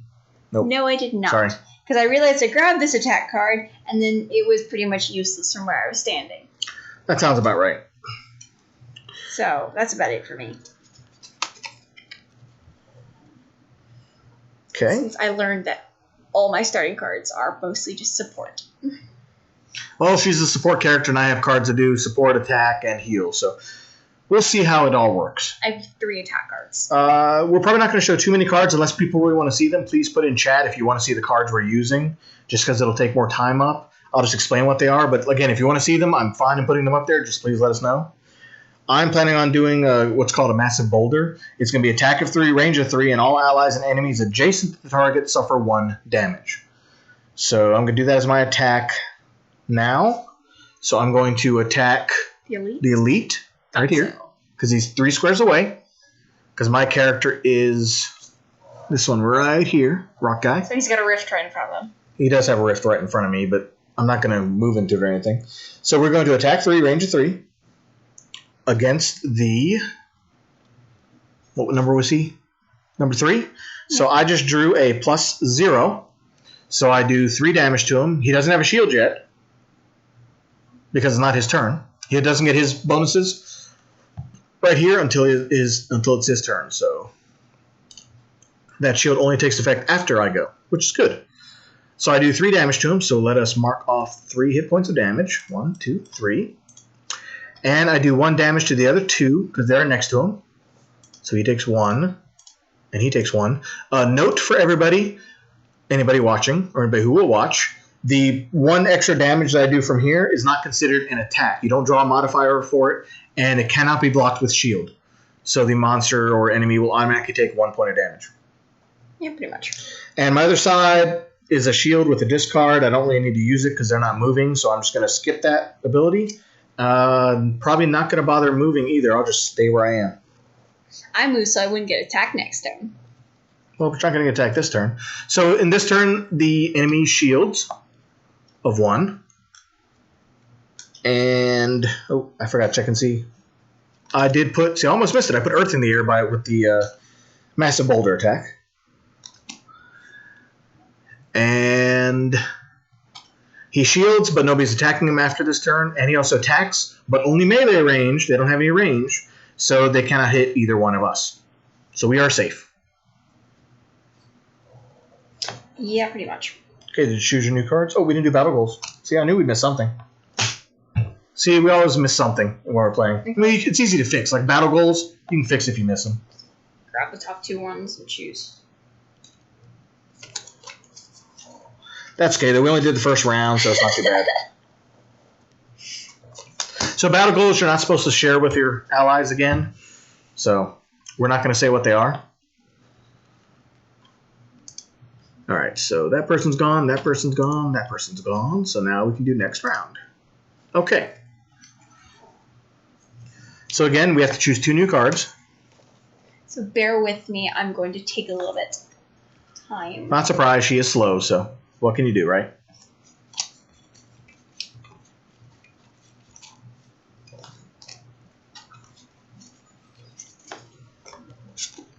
So I've picked my 2 cards. I'm going to set my initiative, and she'll probably take another half an hour. So feel free, hit the bathroom, go grab a drink. It'll be fine. Oh, wrong 2 cards. I need these 2 cards. There we go.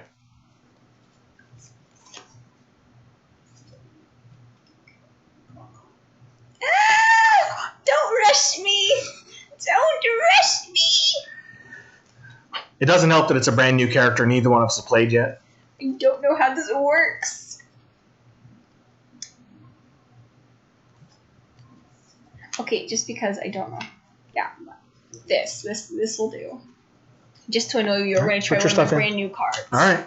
She's going to annoy me. Let's see how this works. Yeah, because you got to figure out how this works. So I'm going... So again, for any new viewers, we're playing the Diviner character who neither one of us has done yet, so... And I am not doing... All right, she has picked her initiative. Let's see how we do. Not so bad. I'm going first at 29. She's going at 48, and the enemy doesn't move until 50. And it is moving at 2, attacking at 2 for the normal, and then moving at 2, attacking at 3 for the elite. All right. Again, if anybody viewing wants to see the cards we're playing, let me know. I'll put them up on the screen. But other than that, I'll just explain what they are. Actually, I'll put this one up just because it's a little bit crazy what I'm going to be doing this round. Ooh, crazy? That sounds fun. Right? I try to make it fun. Well, mine's just going to be weird.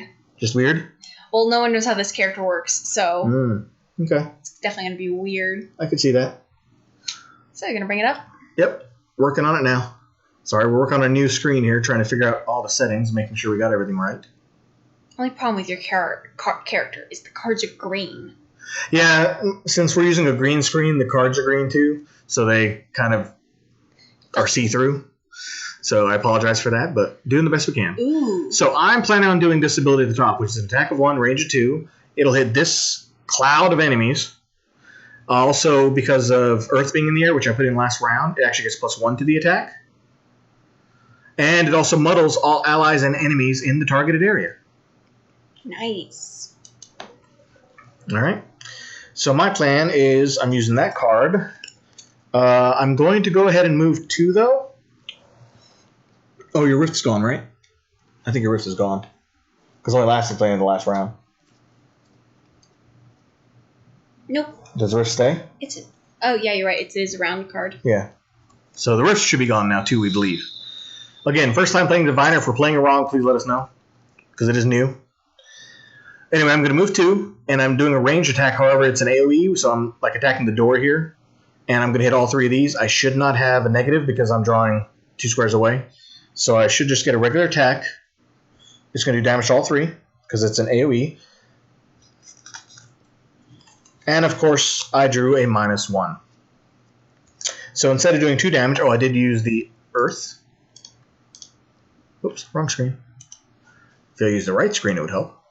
I did use the Earth up to get the +1 damage, so I ended up doing 1 damage. Oh, I actually took off 1 more damage off this guy with my move, but I only ended up doing 1 damage to all the enemies. So unfortunately, did not get more than 1 damage because I had a really sucky draw, but that's how it goes.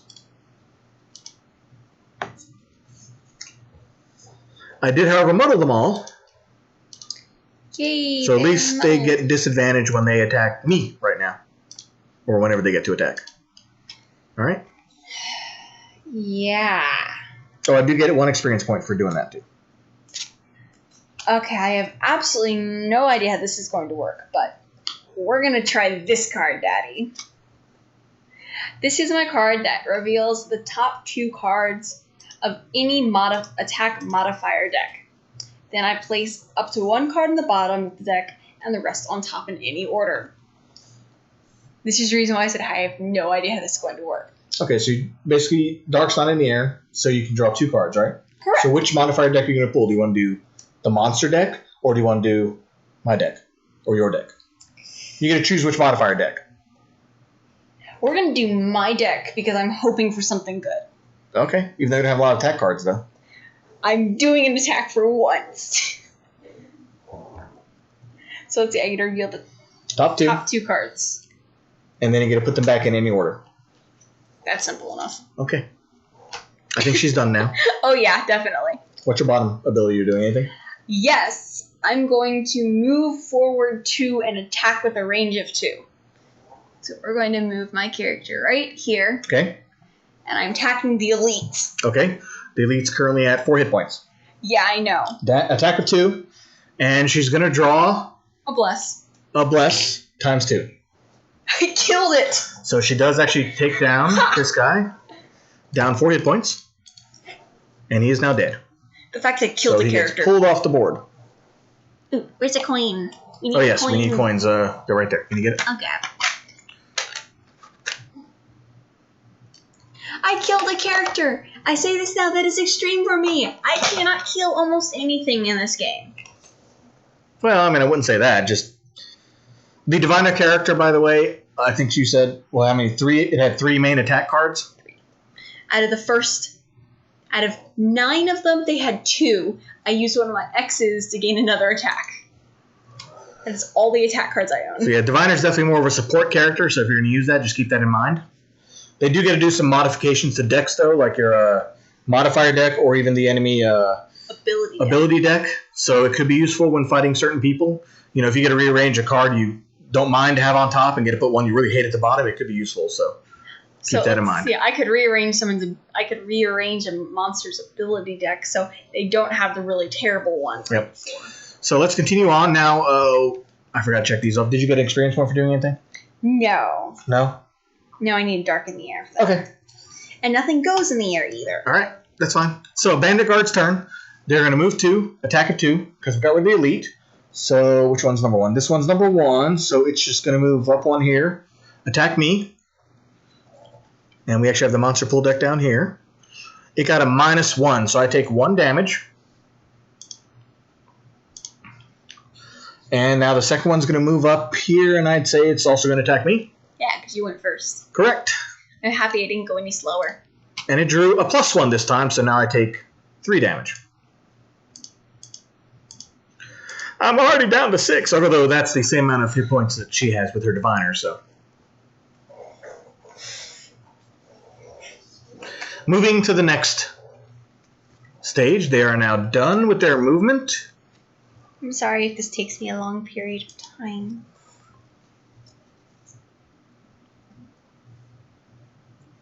Meh. Could be worse. I mean, I don't know what I'm doing yet either, so. Haha.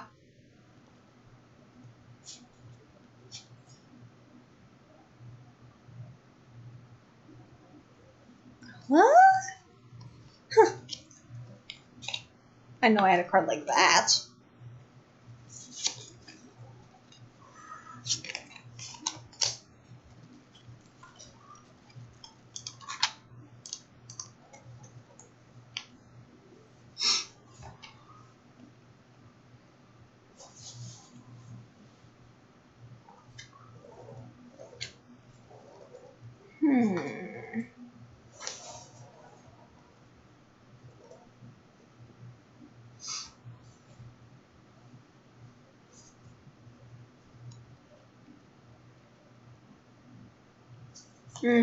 Sure.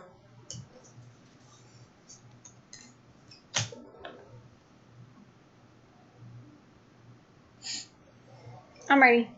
You ready? Yeah. Okay. So let us draw. Oh, Bandit Guard's going first. That's not good. It's going to shield and attack 2 with poison. That's a bummer. I'm not going till 38. You're not going to 39. So I guess I'm going to be taking much damage again. Aw, I'm sorry. Yeah, it's not your fault. Kind of wish I was taking it. Oh, well. So, first one, number 1, is going to attack me for 2. But you know what? I forgot to do the medal last turn. You did forget to do I did. So, actually, what I need to do is draw 2 more of these. And actually, I should get 2 hit points back. I think we forgot about that one. We did, so I'm going to take 2 hit points back. Retroactively fixing game mistakes. It happens. A lot. And Muddle's gone too, so I got to pull that off. Still getting used to this new system here. Keep forgetting to look at stuff, so. Alright, so shield 1, I'm going to get hit by the first one, so this is the just single draw here. 4 damage from that one. Well. And I'm now poisoned. So whatever the next one draws, plus 0, that's 3 damage. So I'm down to 1 hit point now. Fun. First room already down to 1 hit point. Awesome. I'll try saving you. Okay. Well, not by much. I can't help it. It does have shields, so keep in mind there's 1 shield on these guys. Oh, I guess I'm first, right? Mm-hmm. Okie dokie. Well, I'm going to heal 2, range of 3, but that's only going to get rid of the poison now. And won't heal me, unfortunately. And I'm going to attack number 1, I guess, for 3 damage. And I drew a -1. So actually, I only do 1 damage to him because he has a shield. Oh, I guess not a full after all. The cards I chose. So let's see. I'm going at 39. That was fun. So first of all, I'm going to heal you for 1. For 1. I'm sorry, I don't have any other good heal cards. Okay. One more point than I had. And I'm at Regenerate. You're at Regenerate? Or you mean you put Regenerate on me? No, it's heal 1, affect all allies, Regenerate. So I get Regenerate then. I don't know. I wasn't sure if it was me or it was you. I guess it might be you. Because he says heal 1 affects all allies, and then it says Regenerate. So it was hard to say if it was me or if it was you. I would think it would be all allies. Well, it's only the heal 1's all allies, huh? Yeah, that's what I thought. Because it's just like, it has the heal 1, and then it says affects all allies, and then it says Regenerate.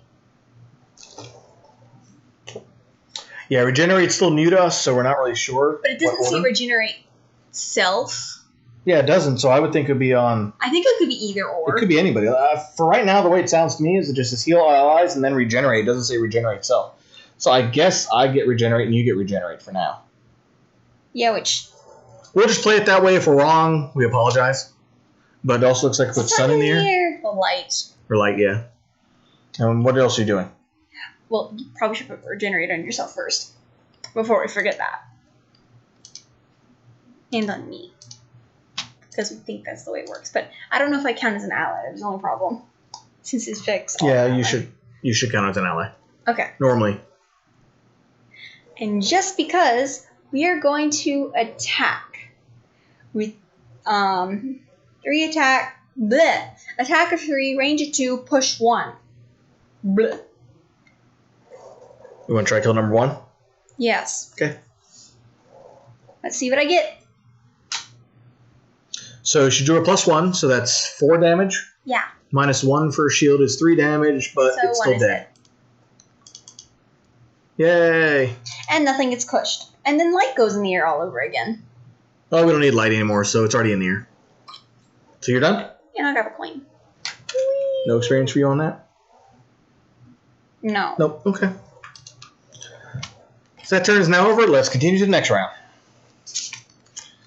Hopefully this time I won't die. Because I'm getting close already. And I think I already used all my other heal cards, so. You're right. It's all allies. Based on one of my other cards. Okay. It says heal 1, self-regenerate. So I think that'd be myself. So I probably shouldn't have regenerate right now. Nah, it's fine. Once you take damage, it goes away, so. Yeah, true.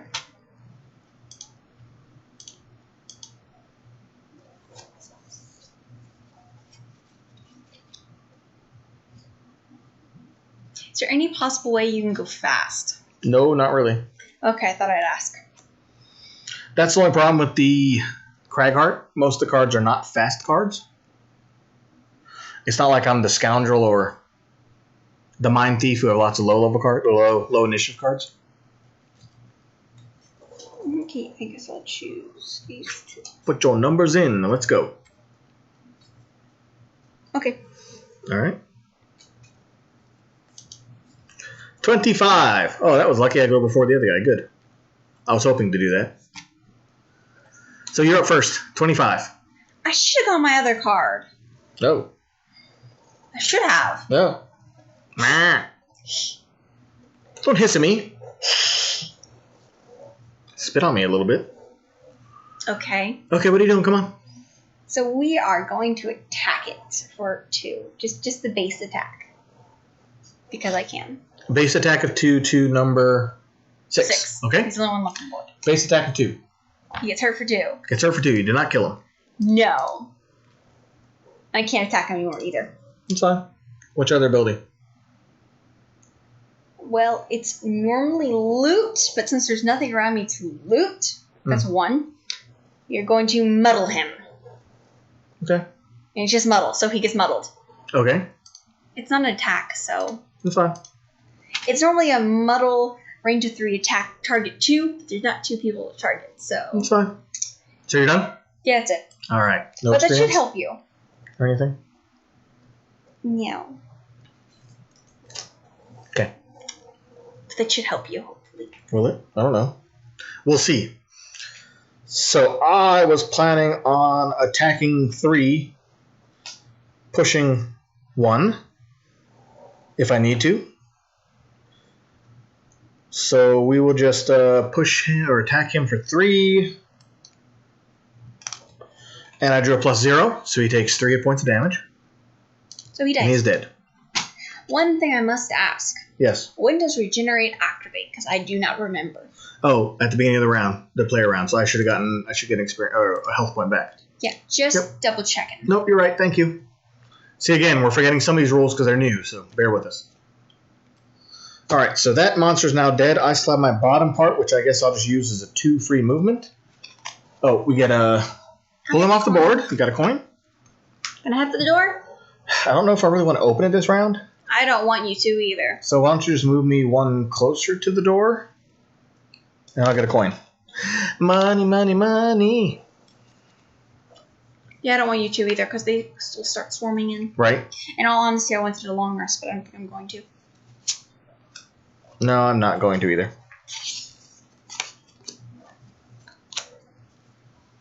Oh, gotta finish the round off though. Hit that and then click next round.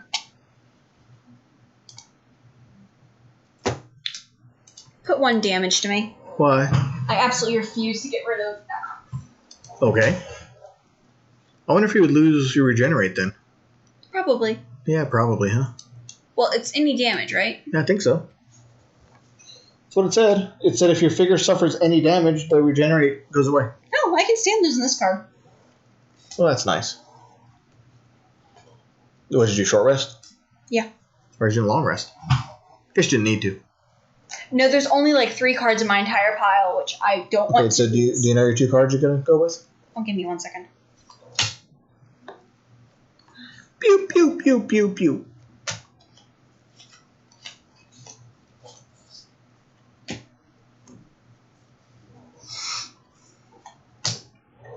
Sure, these cards will do. Okay, I'm ready. Put Once in your I type my initiative. number in. Yep. By the way, you can take off your own health. I don't have to do it for you, but I can. I'm in front of the computer, so. Okay, I'm ready. Oh, wait, how did I get that? Was the wrong number, sorry. It's okay. Got reset somehow. All right. I don't see you put in your number.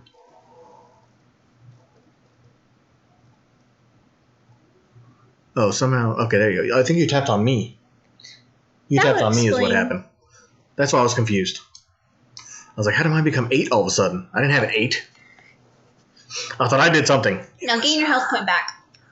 It's not my turn yet. It's your turn. Beginning of the round, you get a regenerate. Beginning of the player turn, I think. You said round earlier, so. Start of each of its turns. Okay. then. Start of player's turn, round, whatever. Okay. Well, anyways. Gain 4 health points, Daddy. Me? Yay! And put light in the air. Okay. Okay, yeah, that's it. Because it's a heal 4 and affects 1 ally within range of 3. Thank you. That's helpful. And I move 1 to get a coin. If you didn't know, we are money grubbers. We try to get as many coins as we can most of the time. Oh, yeah. I mean, you want money in the game. You can't buy anything if you don't have money. Get something out of it, right? Now, my wife, who was playing a scoundrel in our main game, Stole everything. she got lots of money. Greedy. She had like 300 at level 9 or something crazy. Yeah, she couldn't. And that was with buy her getting blessings every scenario round. Oh no, that was also with her getting the special thing that gave her. Sorry, that's actually a spoiler, so it's not fair. She has so many items, it's ridiculous, and she's bought almost all of them. She got a couple for free. Couple. I have like 10. All right, so you're done with your turn. Yeah, that's it. Okay. I couldn't. And I guess I get another hit point now at the beginning of my turn because of regenerate. So I'm back up to 8. I thought you'd like that. No, I did. Thank you. I needed that health because I was getting ready to have to do something to get some back. Well, you're about to open a door. I am. So we're going to do move of 3. So we'll open up the door. And we need to place down a new tile.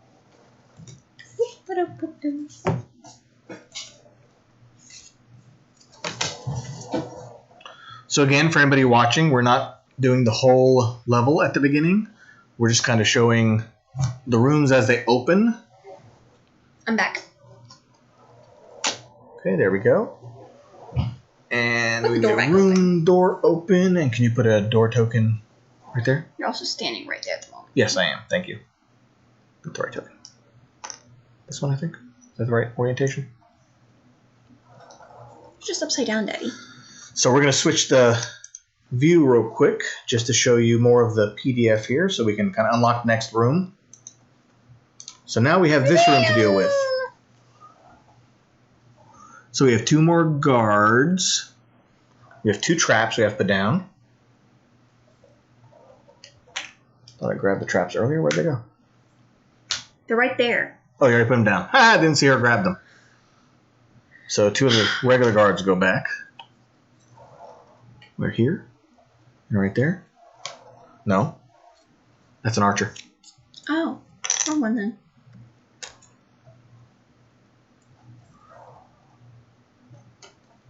We need a regular guard right there, right?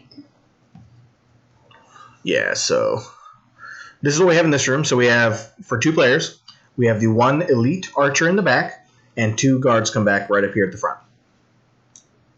I got it. By the way. Okay, so let me switch the feed back to our overlay here. All right.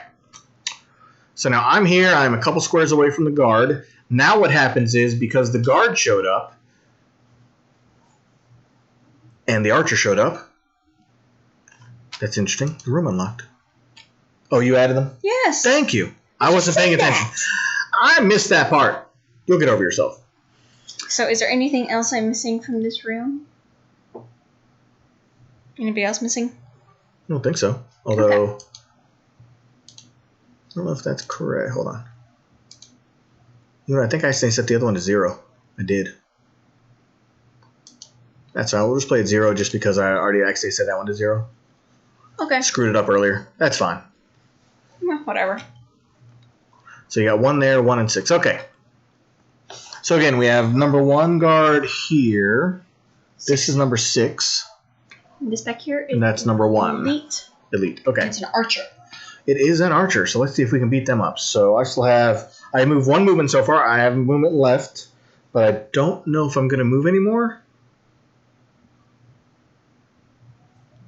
Although they're both going to be able to attack me if I move in. Pretty much. Yeah, the problem is you can't like save movement and use it later. I have to either move in now or I back out, so. I say back out. Yeah, I mean, they're going to attack me. I don't have a way to block it, so back me up 1 square. Actually, I'll tell you what, just hit the other coin for me. I can move 2 more squares, so. I want more money. Didn't you say you only have 1 movement left? No, I only moved 1 so far. Oh, that makes sense. Because I was in front. I was right on the square in front of the door. I moved 1 to the door, and I have 3 movement here. So I had 2 left, so I moved 1, 2 back. So I'm good.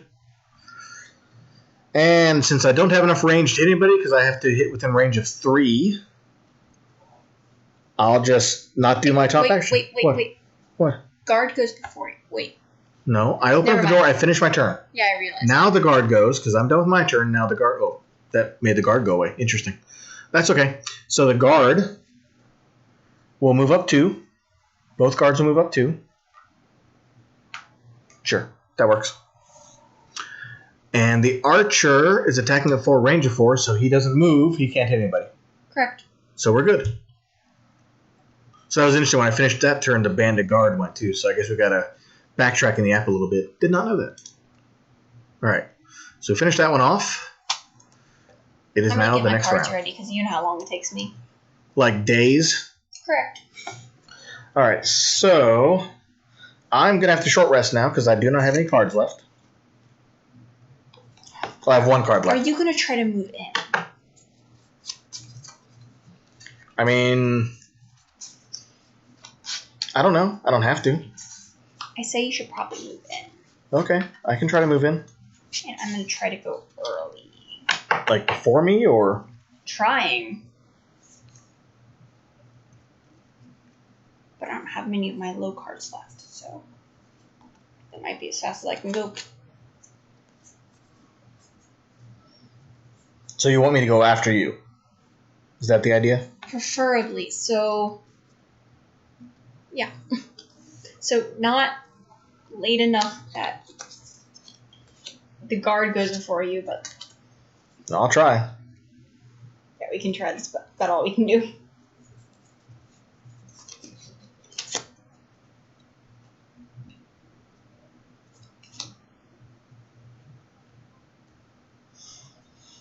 All right, let me put in my initiative here.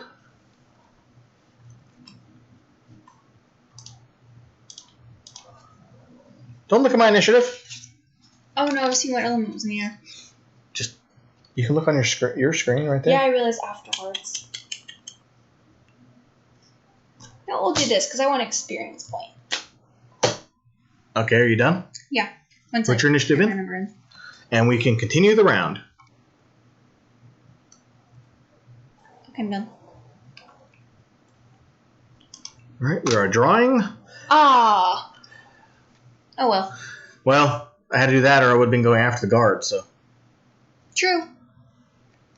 Best I could do, sorry. It's okay. All right, so I have move of 2 with all adjacent allies and enemies suffer 1 damage. So move me up 2 next to the 2 guards, and both of them are going to take 1 damage. Okay. So 1 damage off him, 1 damage off him, and then I'm doing... Oh, and that puts Earth in the air. And then I'm doing attack of 3, target all adjacent enemies, and then all adjacent allies suffer 2 damage. But you're not adjacent to me, so that's fine. But I do get to attack all adjacent enemies for 3, and I get to attack them separately. So we'll try the number 1 first. Should I put advantage? I hate to use advantage now. I might need it later. You might need it later. Let's just wait. I can. I got a +1. So that's actually 4 damage to number 1. He is dead. Lucky, lucky. I'll get a coin. Thank you. Okay, I'm going to bring the stack of coins. Drawing for the next one, we draw. Oh, got a 2 times on that one. 2 times. No, both my cards are useless. Sorry. It's fine. This happens a lot if you don't know. This one now took 6 damage. However, that does sacrifice this card because it was a lose ability, but I figured it would be worthwhile there. I do get an experience point out of doing that card, though. So, where is my experience point? Not you. I don't want to give you experience unless you earn it. You got to earn it. All right, there we go. I'm done. Sorry. I ruined her turn. By the way, that happens quite a bit in Gloomhaven. Specifically with me, this happens a lot. It's not just with you. It can happen that sometimes you plan something out and then you go and things don't move in the order you want, either players or monsters. Most of the time it's monsters for me, but it does happen. She will just have to get over it. Daddy, hand me the next... Actually, could you reshuffle first? Your modifier deck. I mean, I can. Please. I'm not supposed to till the end of my round. Yes, but then the chords... Well, then reordering yours is no good point. And I Reorder can't... yours. Or the monster deck. Yeah, we're going to... Is this the monster deck? Yeah, it's the monster deck. Okay. So she's going to reorder the monster deck, so instead of us drawing the next 2 monster cards, we're going to use the deck here. How many cards do you get to choose? 5. 5. Because light's in the air. Oh, wow. So get light out of the air, and I get an experience point. Wow, that's crazy. I wanted my experience point. So she gets to use light, and she draws 5 cards and I get to put them back in any order of my choosing. from any modifier deck. So that is a crazy ability. I wanted his. The problem is that he's about to reshuffle, so all my hard work will go to waste. I agree. You should do it on the monster deck. Oh yes, I definitely should do it to the monster deck. Be careful, though. What order you put them back in? Right? Yes.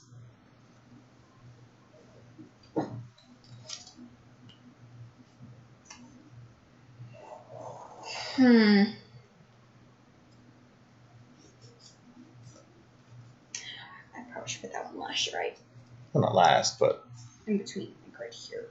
Or after that, or after these two, which is what I was saying. Oh, yeah, you're right. That's a better draw. So for the next 5 draws, or however many draws it takes, we'll be using the monster deck here, so you won't see it on screen. I'm sorry. But that's just because of her weird abilities to move stuff around. We're going to make it easier for you guys. We're going to put the next 5 cards right there. That's a good idea. We'll do that for the monster deck. Only those 5 cards. In the order she chose. Yes. Okay. Because I had fun with that. And all done? Do I have an experience point in here? I need to add my experience Yeah, just tap on the point. There you go. I finally got an experience point. Now I can't use my other one to get an experience point because there's nobody to attack. Oh. Sorry. It's okay. I'll just move. Right there because I can't move any farther. So I forgot to click on myself being done. Then you're done now. Yes. Oh, wait. I'm still have regenerate, right? Yeah. I should get a hit point back. I haven't took it off of you yet. Yeah, I still have it on. I haven't gotten hit, so. And then the bandit archer is not moving. It's attacking at range of 3, but it can't hit us, so nothing. Nothing. Pretty much. All right, so it is done. It is now the next round.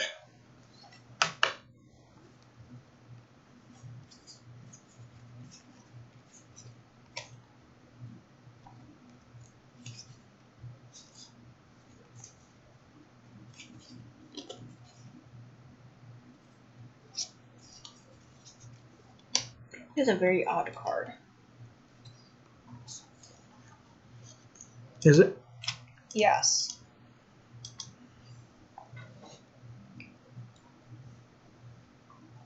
Nothing's in the air except Earth.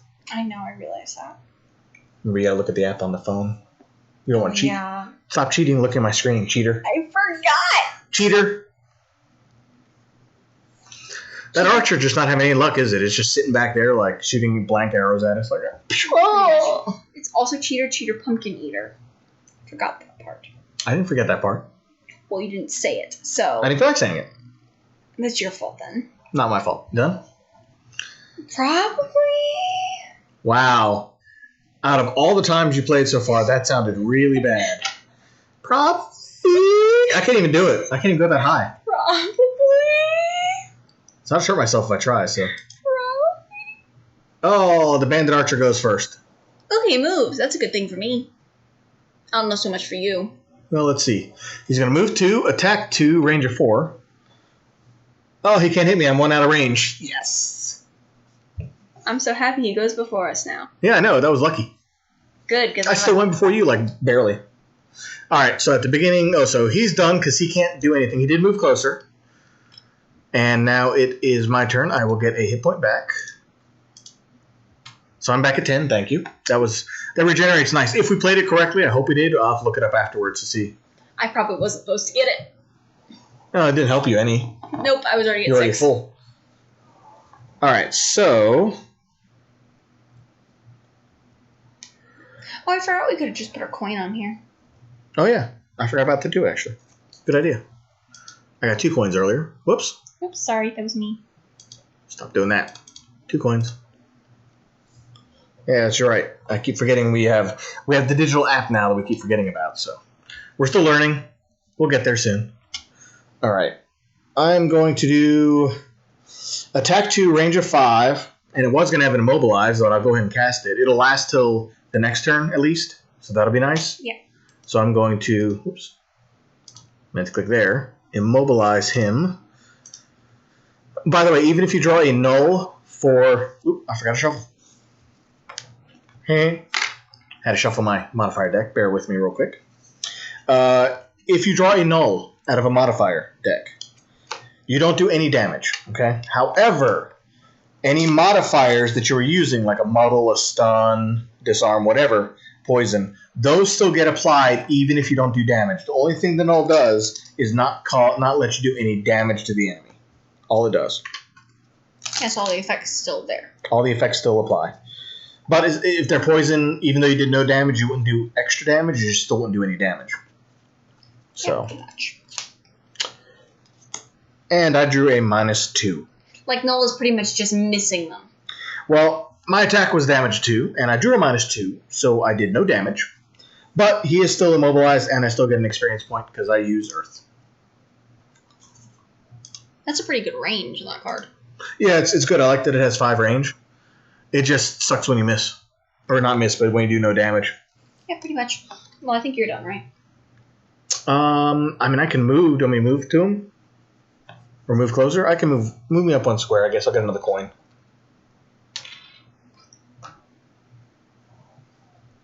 Add your coin. Thank you. Thank you. Yeah, I'm done. Just because I really been wanting to try this card. Even if it might kill me, I don't care at this point. That sounds ominous. I'm going to use this card, but it might kill me. Yeah, pretty much. I am teleporting 4 hexes closer to the guy. Oh, it's not going to kill you. It might. I have 5 health points.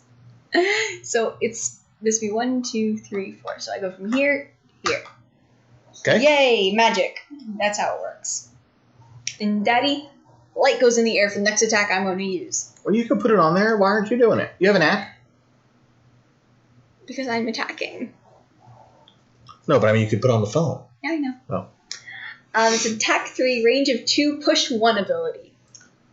What's it? Attack 3, range 2, push 1. And put light in the air again. Okay, yeah. That's fine. So attack. Attack of 3. -1. 2 damage. So we have 2 damage. Too bad it wasn't a pole. To the archer. Are you going to push him away, or do you want to just leave him there? Well, even if it was a pull, you couldn't... I know. You'd have to pull him straight at you. You couldn't pull him to the side. No, she was like 1 hex closer to me so that I could push him. The problem is then I'd be muddled. That would have been okay, though. Yeah, and then I wouldn't have to walk through a trap later. Yeah, that happens. It's okay. All right. Anything else? I really want to know when I can use that ability. What? Anybody. I get to choose who, as long as they're in range of 30.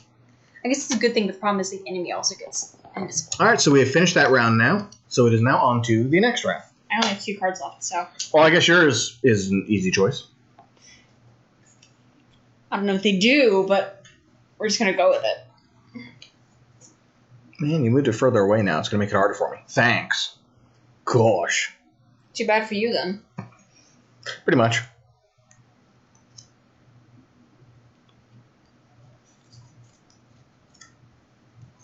Oof.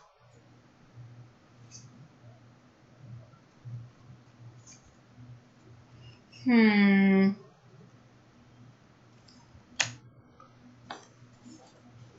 Did you already pick your numbers? I only have 2 cards. Oh, yeah, that's right. Okay. I don't know what to do with these cards, but... Well, I'm going, unfortunately, super slow this turn, so it's all up to you. Well, I can't hurt the thing. I mean, you have your standard 2 attack you could do if you wanted to. Like, heck, I'm doing that. Oh, sorry. Let you do your own card. I either curse him, or I'm going to loot him. Oh, well, there's nothing to loot. I know, if you muddle him. Well, pick one. But if you curse it, you would have to reshuffle. What? Yeah. I'm just saying. That's how the curse works. I don't want to reshuffle, so we're going to muddle the thing. What's the top of the other card do? And it's a rift. So it's not really useful right now. No, the other side. Oh, reveal the top next 2 cards and any attack modifier deck and place 1 card on the bottom and then... Well, do that. Rest on top in any order. Do that with mine. Okay, fine. We're going to muddle the person first. Okay. Muddle you. Oh. Muddle you. It's still mobilized. I don't care. I know. I just can't move this turn is all. Muddle. Thank you. Because it's still going to attack me. Well, it is 1 goes on the bottom? That goes on the bottom. Okay. This goes on the very top. Okay. I wonder if I'm supposed to view them too, or is it just you? Probably only supposed to be me, but whatever. This was bottom. I'm not looking at it. I didn't see what it was. I'm just asking. I don't know. Is everybody supposed to see it, or just you? Probably just me. Okay. Just for reference. So for those interested, we are playing the Diviner character. And there's no darkness in the air. No darkness. Who does have the ability to modify attack modifier decks and ability decks of monsters. So it's more of a support class, but it is interesting. You can modify another player's deck to be whatever order you want. Or we actually made the monster deck right here. Right here, this is 5 cards from the top of the monster deck. I got to rearrange in any order of my choosing. Yep. So kind of a cool ability. I like this. She can also pick up several cards and then put some on the bottom of your attack modifier deck or the monster deck. So. Or my own deck. That's true. You could do your own deck. I've done that already. Kind of cool. We'll see what else happens with it. I managed to kill somebody, and I should say this now. It's almost impossible for my character. There's 3 attack cards. 3. There's left the regular attack cards, of too. 9. Whatever. Okay, let's continue. Okay, fine. I'm done. That's all you're doing? Guess I have nothing else. Okay. I wanted experience point, but I can't unless there was darkness in the air. Alright, so he can't move because he is immobilized, the archer. But he is within range of 3 to view, so he's going to attack you for 3. Okay. But he's muddled, right? Yeah. That's not really going to matter. A -1. And another -1. Yeah. So he does 2 damage to you? Yeah. And that's it. So the Cragheart. Pew. Okay, move me 3 next to the traps, I guess? No. That wasn't 3, that was only 2, and I want to be moved in front of you, right there, next to the 2 traps. So I'm going to attack 3, range of 3, against him. So I just drew a ×2. Mm-hmm. Because she rearranged my top 2 cards, and I just put that one on top. Well, either that or a null. A null? Oh, well, then I'm glad you put the ×2 up there. So I'll have to reshuffle at the end, but I was doing an attack of 3, so he takes 6 damage. He is now dead. If I hadn't rearranged it, you would have just pulled a null. Well, that would have sucked, and I wouldn't have gotten any good stuff out of it. Okay, pretty much. Alright, so I don't get that. That's it, I'm done.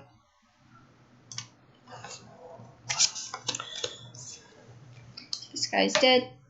There's a coin right there. And I'm long resting. Okay. Because I like some of my cards and I don't want to get rid of them.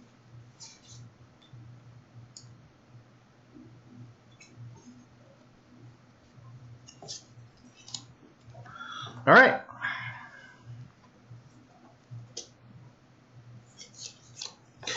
So we are moving on to the next round. We have no enemies up currently. You're long resting? I'm not just going to just put 99 So, in there. oh, yep. I was getting ready to do that for you. Okay. I didn't see a long rest button, so.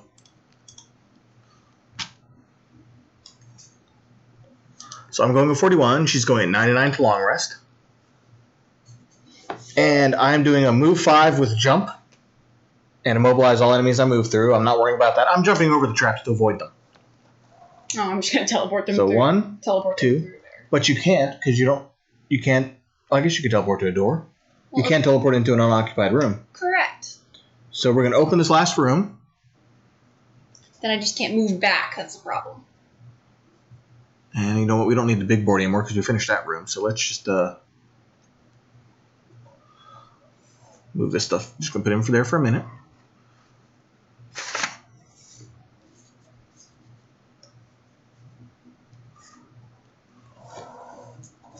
Excuse me. So we're now adding the final room to the board. Oh, and now let me populate it. Oh, we're going to switch views real quick. Let's get back to our PDF here so we can see what's in the next room. Oh, and we have to read number 1 now because this door was number 1. So I just opened up the door. So we can see here, kicking through the door, you find yourself face to face with the reason these bandits chose this particular hole to nest in: animate bones.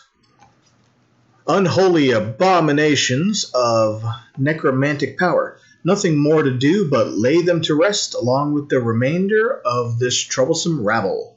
Rabble, rabble. Rabble, rabble. Alright, so we need to get some bones ready here. Looks like we've got 2 normal bones, and we have, I should have tables out somewhere. Can you put those tables down?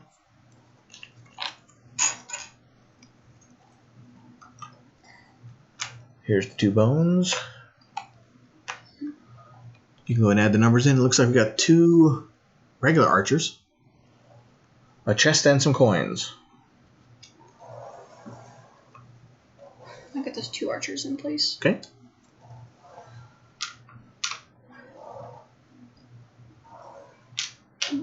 Those are archers? Yeah. They're archers. They look just like this one. Yeah, you're right. Just 2 regular ones, like in the middle. I'll need another archer. I don't mind. Sure can. Archer, archer. There you go. See, this one goes here. No problem, Quan TV. Continue to watch if it's entertaining for you, if you're high and all, but if not, have a good night. We're just playing board games, so, have fun if you want. Watching.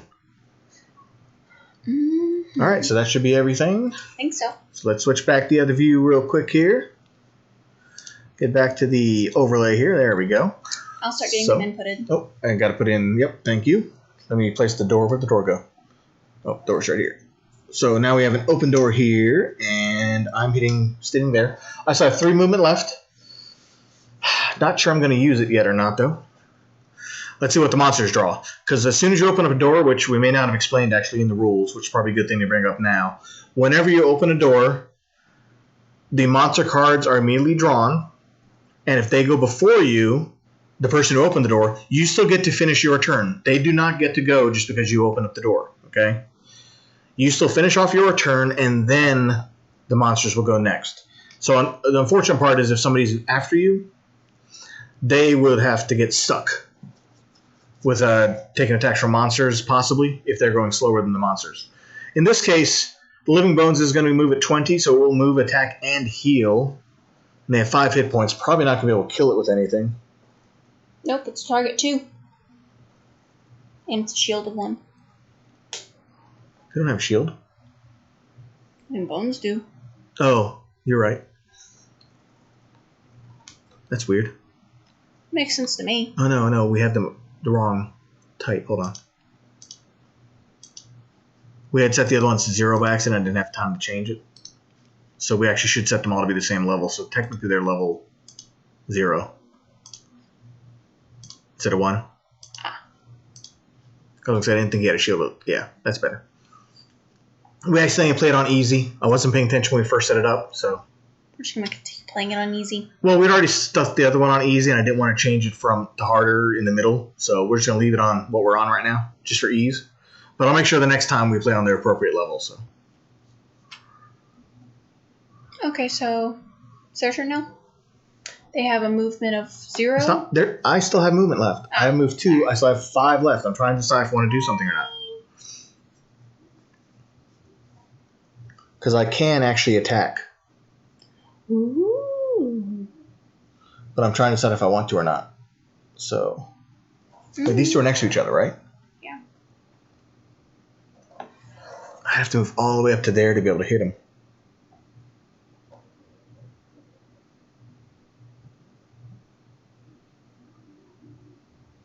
You know what?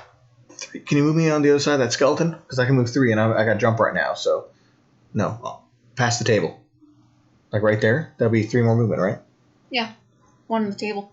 And then I should be able to do this attack now and hit both of those 2 archers.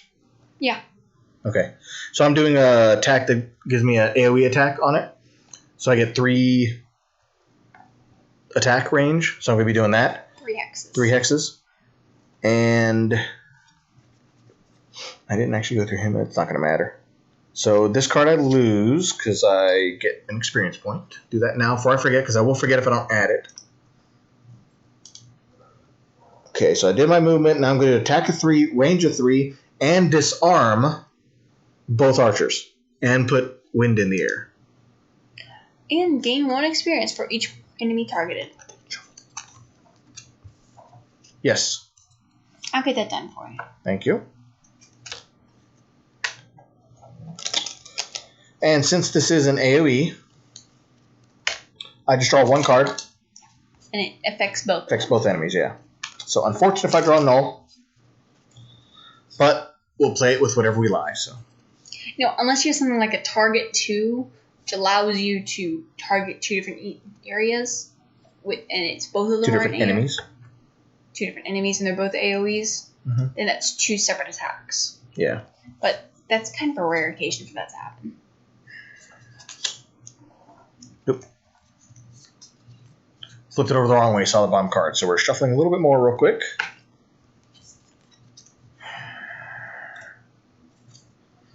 Attacking for 3, range of 3. Oh, I did shuffle. She saw me. I watched. And I just drew another 2 times. That was shuffling luck. That was shuffling luck because I actually flipped it over the wrong way. I was like, oh, I got to continue shuffling. And I shuffled more. So I ended up just doing 6 damage to both of the archers. So they're dead. They actually are dead, yes. Why didn't you just hit the dead symbol in the corner? I'm forgetting I can do that.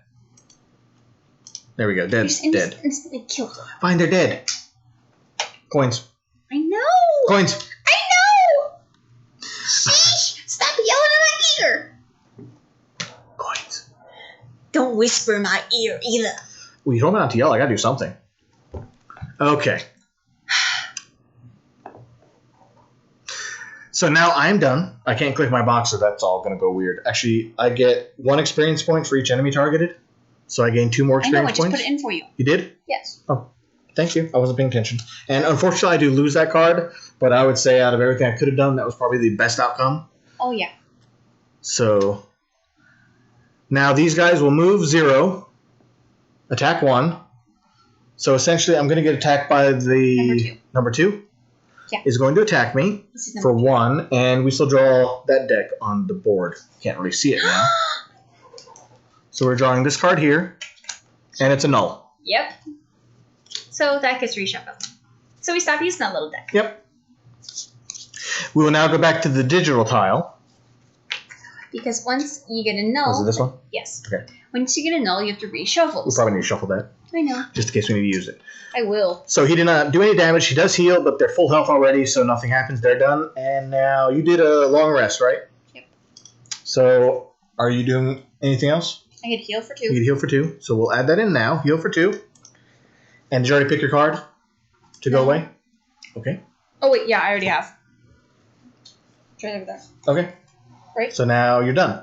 Okay. Did you have anything done, Tab? Nothing. Okay. You're done. Next turn. Yeah, it's just my stand. Well, I have 2 cards left, so I guess I know what I'm doing. I'm playing my last 2 cards. I don't. That just sounds a whole lot like your problem, so not mine. Well, I certainly want to try getting in the room.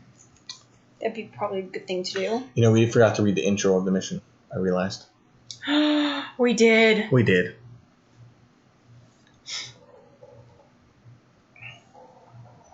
Well, we skipped the whole introduction part, which we should have done. We'll make sure to do that on the current ones.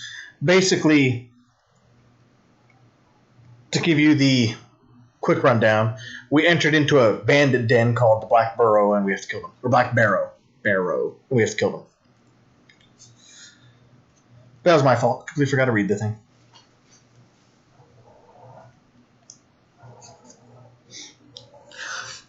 I apologize. Our first stream is already a failure.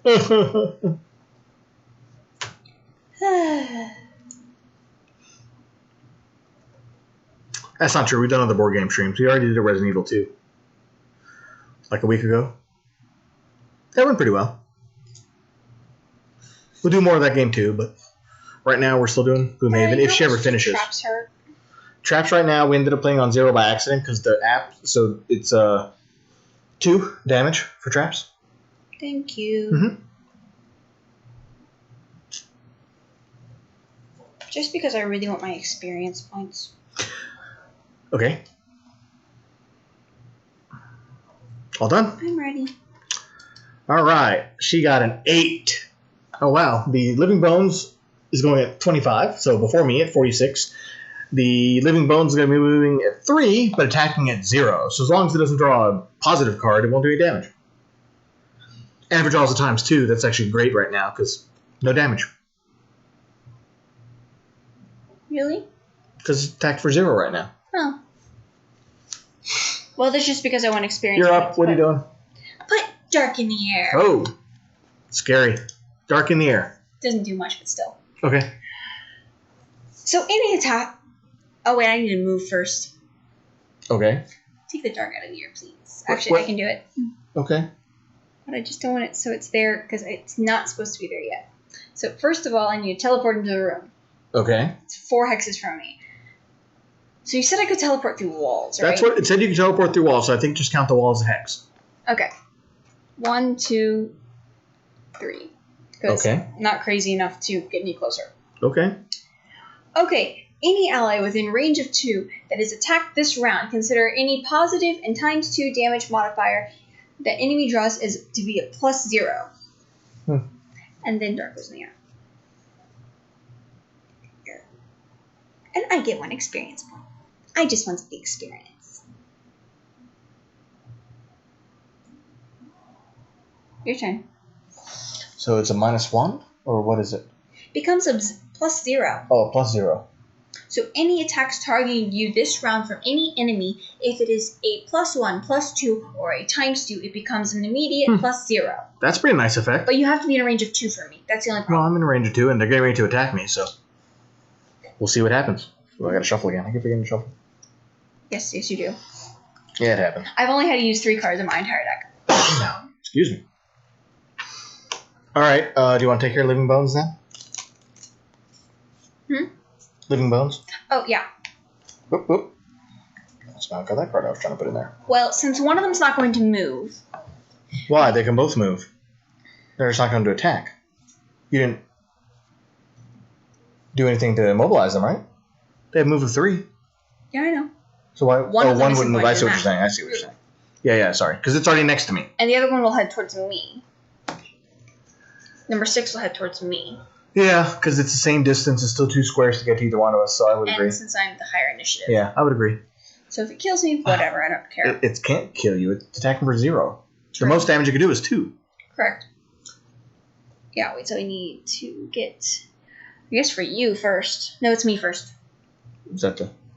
It's me first. No, it's me first, 2. Oh, because they're initiative. Well, no, but the 2 would No, attack you're right. first. 2 Yeah. goes first, so Me. 2 attacks you. So... No damage. Yeah. Then you. Ha! No damage. No damage. That's actually a perfect card to draw right now because it's doing 0 damage. So times 2 is still 0. So that's perfect. Okay, so no damage. So, sorry, I meant to click you're done. And they're done. Yeah. And now it's my turn. I find it funny, since I gave you that regenerate, you haven't been attacked. I know, right? Well, let me phrase it. You haven't been attacked for damage that actually hurt you. Mm-hmm. So we are going to do an attack of 3. Yeah, attack of 3 with a push. Not that I really need to push, though. Actually, I'm going to do this attack of 3, so we're just going to do attack of 3 against, what is it, number 2 in front of me? Yeah. So I'm going to do attack of 3 against number 2, which is right next to me. I drew a +0. It does not have a shield. So I do 3 damage to it. Number 2, right? Yeah. 2, 3. All right. 3 damage to number 2. And can you move me 2 away? Because I'm going to use my standard 2 movement to the chest.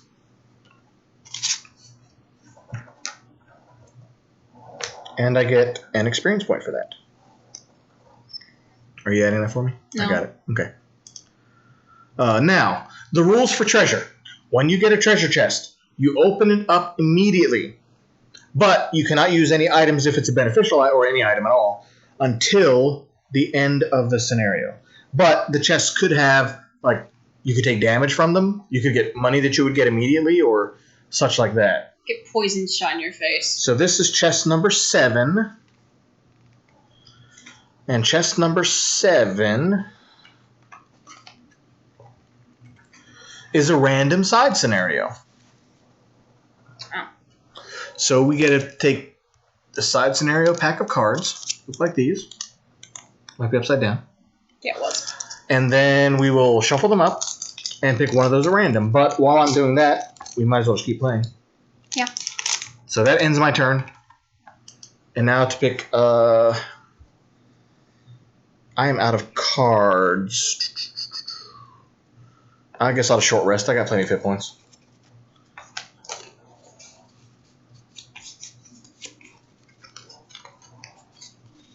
Want to pick? So we have now picked a side scenario. Do you want to show everybody what it is? Number 65, the sulfur mine. The sulfur mine is now unlocked for later. So the way those work is you get to play them whenever you want.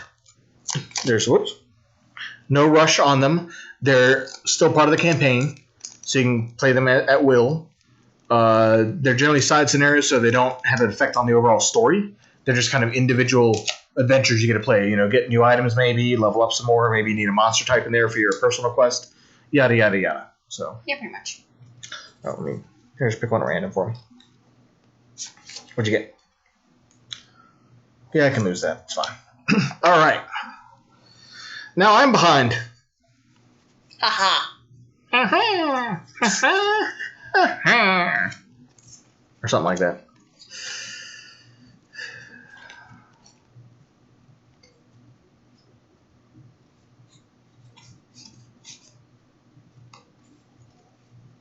Oh, I must discard that card. Please let me Alright. attack at least one of them. I don't care what you do. You did attack, I thought. You didn't kill one. Or you missed or something. I know you keep doing attacks that don't do any damage. Yes. That's what it is. It's all muddling and curses. Did you muddle somebody last turn? I think we forgot it. Not last turn. Okay. We're good then. It went away. I didn't have any It went away by the attacks time it last turn. attacked. That's what it was. Okay, so I should probably put in my initiative. I forgot about that. Probably, because I'm waiting. Sorry, I'm the slow one this turn. All right. Survey says Yes. yes. Yes. What do you mean yes? That's exactly what I said. Okay, you're first. Going Okay. initiative of 30. Daddy, Yes. please hand me your modifier deck. Okay. Thank you. No, thank you. Rearrange it. Make it pretty. Well, let's just hope I don't have a bunch of bad cards. It happens if it does. Did you have dark? You had dark in the air. The dark help? Not right now. Okay. It's all light. I already got rid of my only dark card. Okay, that's fine. So put them back. What is that? Is that put them back in any order or Yeah, it's put them back in any order. how many did you get to draw? 3. Okay. Because light is in the air. Light's not in the air. Yeah, I know. Light's not in the air. I don't get my extra 2. Oh, I see. Okay. So it's 3 instead of 5 is what you're trying to say. Correct. Got it. Moving right along. You know what? We'll just keep it the way it is. You like it the way it is? Okay. I flipped the entire order. Okay. Thank you for flipping the entire order. Well, it's good We'll that see way. how it works. Okay, so we're going to attack 1, range of 3, target 2, immobilize, and I get 1 experience point. Okay. So we're going to Attack 1, target 2. Is that what you said? Yes, and I don't care if it's a range attack. I'll be muddled. Okay. So attack 2 first, I guess, Correct. for 1 damage. Yes. She got a ×2, which actually means it takes 2 damage. So you killed it, right? Yes. Yay! So let's pull that one off the board. Off the board. Going down. Where was he here? Yes. Okay. And I'm going to be muddled for my next attack. Okay. And I do not care. So you draw 2. She got a +1 and a ×2, which Bless. is funny. It's a bless. So it's So yeah. I get the plus. It doesn't matter. Still 2 damage, right? It's still 2 damage. So 2 damage to him, so he's down to 3. And I get Down my to experience 3. point. Okay. All right. All done? Yeah, that's it. I don't have anything else to do. Oh, and he's immobilized. No, that's not gonna matter. He's still gonna attack you with both attacks. I don't care. All right. I guess move me on to the coin next to me, and I'll take that coin.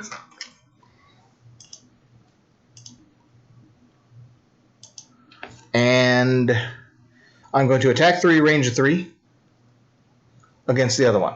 Okay. So we're attacking for 3. Oh, you put a ×2 on the top? Yep. So we've now drawn this 3 times this game, which makes it really nice. Yeah, and I helped with 2 of them. She did help with 2 of them. So You're going to get a -2. that's what the diviner does, is it modifies things for you to make things better, or you can modify things for the enemy to make things worse. So He was going to get a -2. So it's better. So this way, I actually just killed it. Did 6 damage to it. You want to take it off for me? I can do it. I got it. You got it?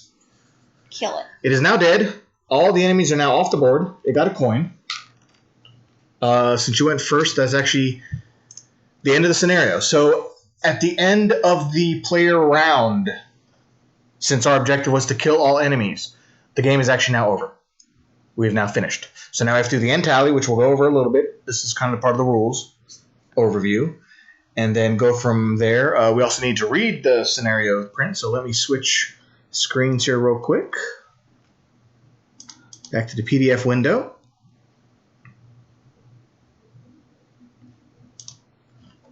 All right. So we finished them all off. By the way, if, say, I finished my turn, but let's say Kat still had time to move,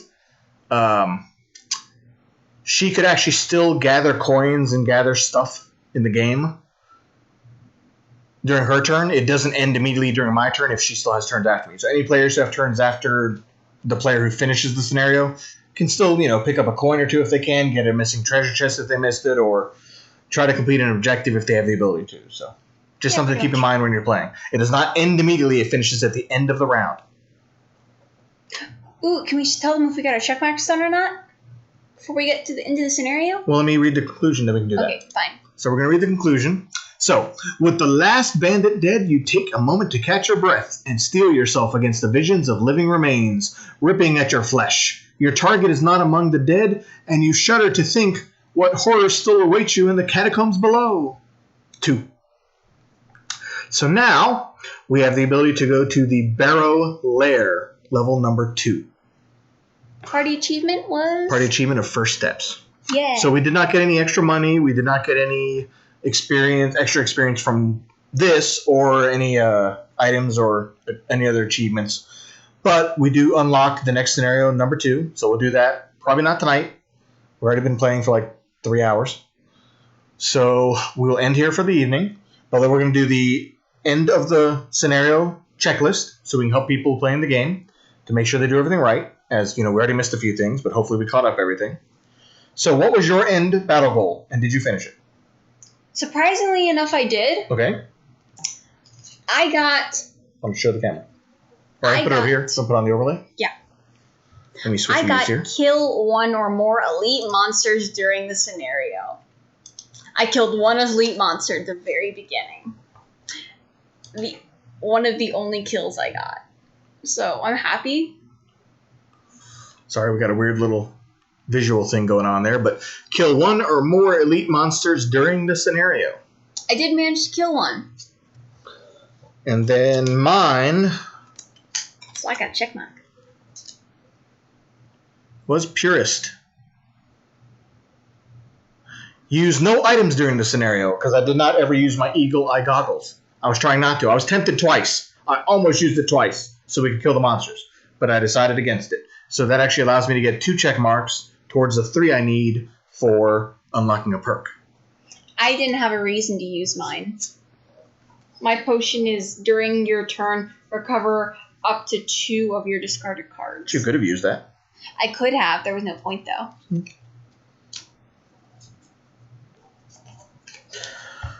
All right, so technically what would happen from here, I'll show my card off, just so people understand how it works. Good, because I need to fill mine out. Yeah, I have not filled mine in yet either. Well, we can use the... I'll put it on the app after we're done, if you want, instead of doing the card. So just show people how it would work normally. At the end of the scenario... See if I can put the book in here. I don't know if it's going to work.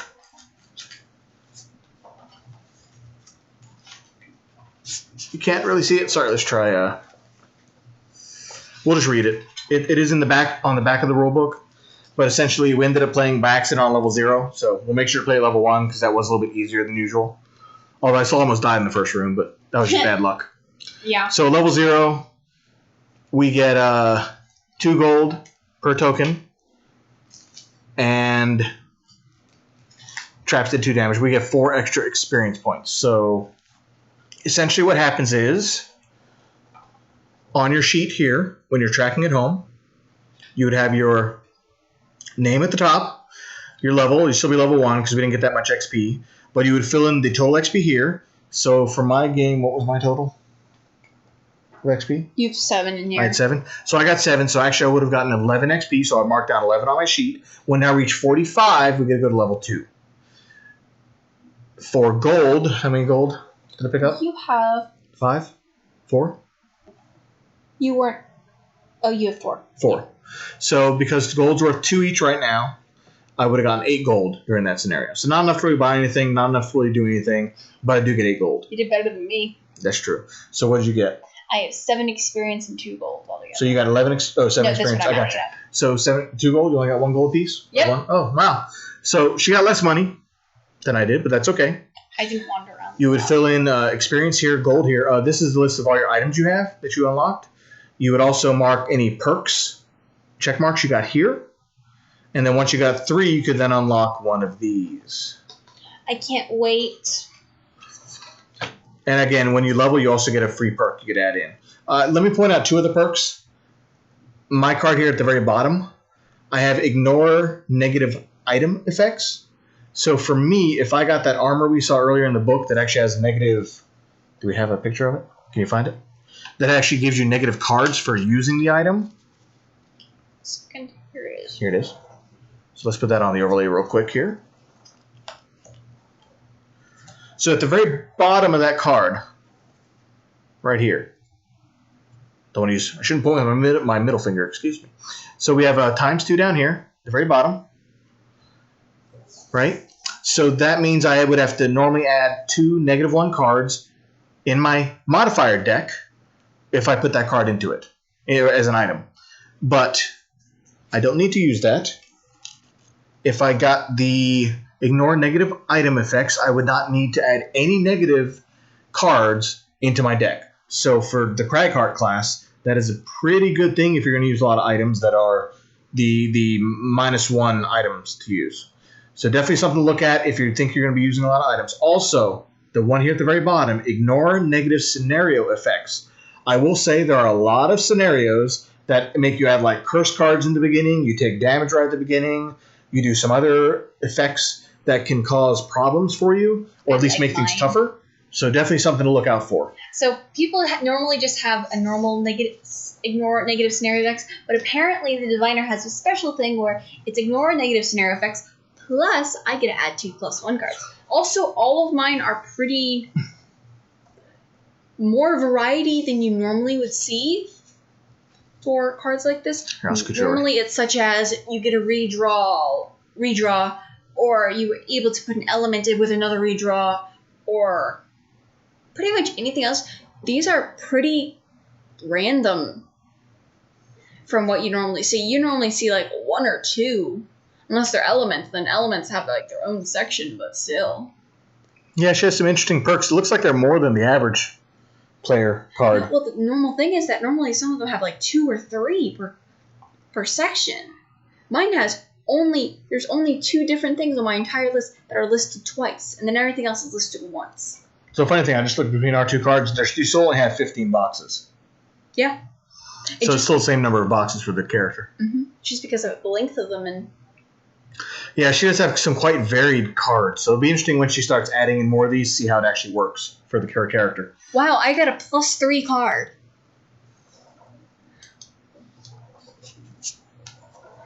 That is rare to see. I have 2 of them, actually. It's +3 model card, too, I think. +3 shield and... Oh, yeah. Yeah, shield self only. Still. So, yeah, the Diviner definitely has some interesting cards. She's not really a good attacker, though. So, definitely more of a support class. It might be hard in some of the other levels we're playing to actually be able to finish some of the missions just because of she might need to be able to do more attacks and she doesn't have a lot right now. So we'll just have to kind of play it through and see how it goes. But because she can buff up like my class or change cards in the enemy's class, it might be really good for doing some of those things later. So we'll just have to see how it all works. This was only a first mission. Sorry it took so long for all the explanation. Next time, hopefully in the next week or so, we'll continue this stream, start at level 2 and continue moving forward. So if you liked the stream or you see it after we're done later tonight or another day or two, take a look. If you like what you see, follow us please. we'll be doing more of these and other board games. I have lots of other board games to play, a whole wall full, essentially. And we want to start streaming more. We want to kind of get out there more, do more things. We're also doing some video game stuff. So keep an eye out for that. I am streaming Gloomhaven Digital. I've done 2 of those so far, and I plan to do some more of those on the way. I know that in a few weeks we also have Borderlands 3 coming out. Yes, I can't wait. She actually just had her start playing Borderlands 2 with me, so we're not doing that on screen. We're doing it off screen right now. But when Borderlands 3 comes out, we're planning on doing some multiplayer of that. Oh, and just to tell you, he's not over-exaggerating when he says he has a wall of board games. There is a literal wall that goes up to my hip in one places, and then there's another area in the house that's actually up to about my waist. I say this now, I am 5'7", and the wall, if you add both the walls on top of each other, they're taller than me. So. Yeah, my wife's not happy that I have this many board games, but. And no, I don't. She'll get over just a thin section. It's really wide. It's like 3 to 4 board games long, and I don't mean small boxes. She's right. And then there's still more in the attic.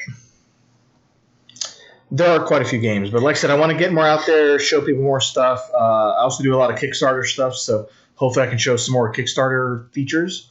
I know some other people are already playing games like Madara and some other games that I have as well, but I'm hoping to show stuff that maybe people haven't seen as often. I know Gloomhaven's pretty popular still. There are a lot of people streaming it. Hopefully this is more interesting because at least we have a new class, the Diviner, that people haven't seen. And again, we're still kind of tweaking the camera some. I'm hoping to add some more features here, but hopefully they can get the green screen to work a little bit better next time. And we can show more cards off. If you want to see things, like I said, just let us know in chat if you want to join us next time we stream. But please throw us a follow, turn on notifications, join the Discord, ask any Gloomhaven questions you have, and hopefully we can, just get more involved with people out there who want to see things or want to do things. And maybe at some point I'm thinking about maybe painting these, so I might have a painting video at some point, but I'm planning to hopefully paint every single character we have in this game, because there aren't, the characters we have unlocked, I should say. I'll paint them as we unlock new ones. But I'm thinking about painting the main 7. I might make a video out of that, maybe. I don't know when. I'm planning to, though. That'll be interesting, though. I want to see how you paint some of these. Anyway, thanks everybody who tuned in tonight and whoever joined, even if it was an accidental click and joining because someone's high, which is totally fine. But again, I'm Bobby. I'm Kat, and this is Day After Day Gaming. So keep on gaming day after day. Good night.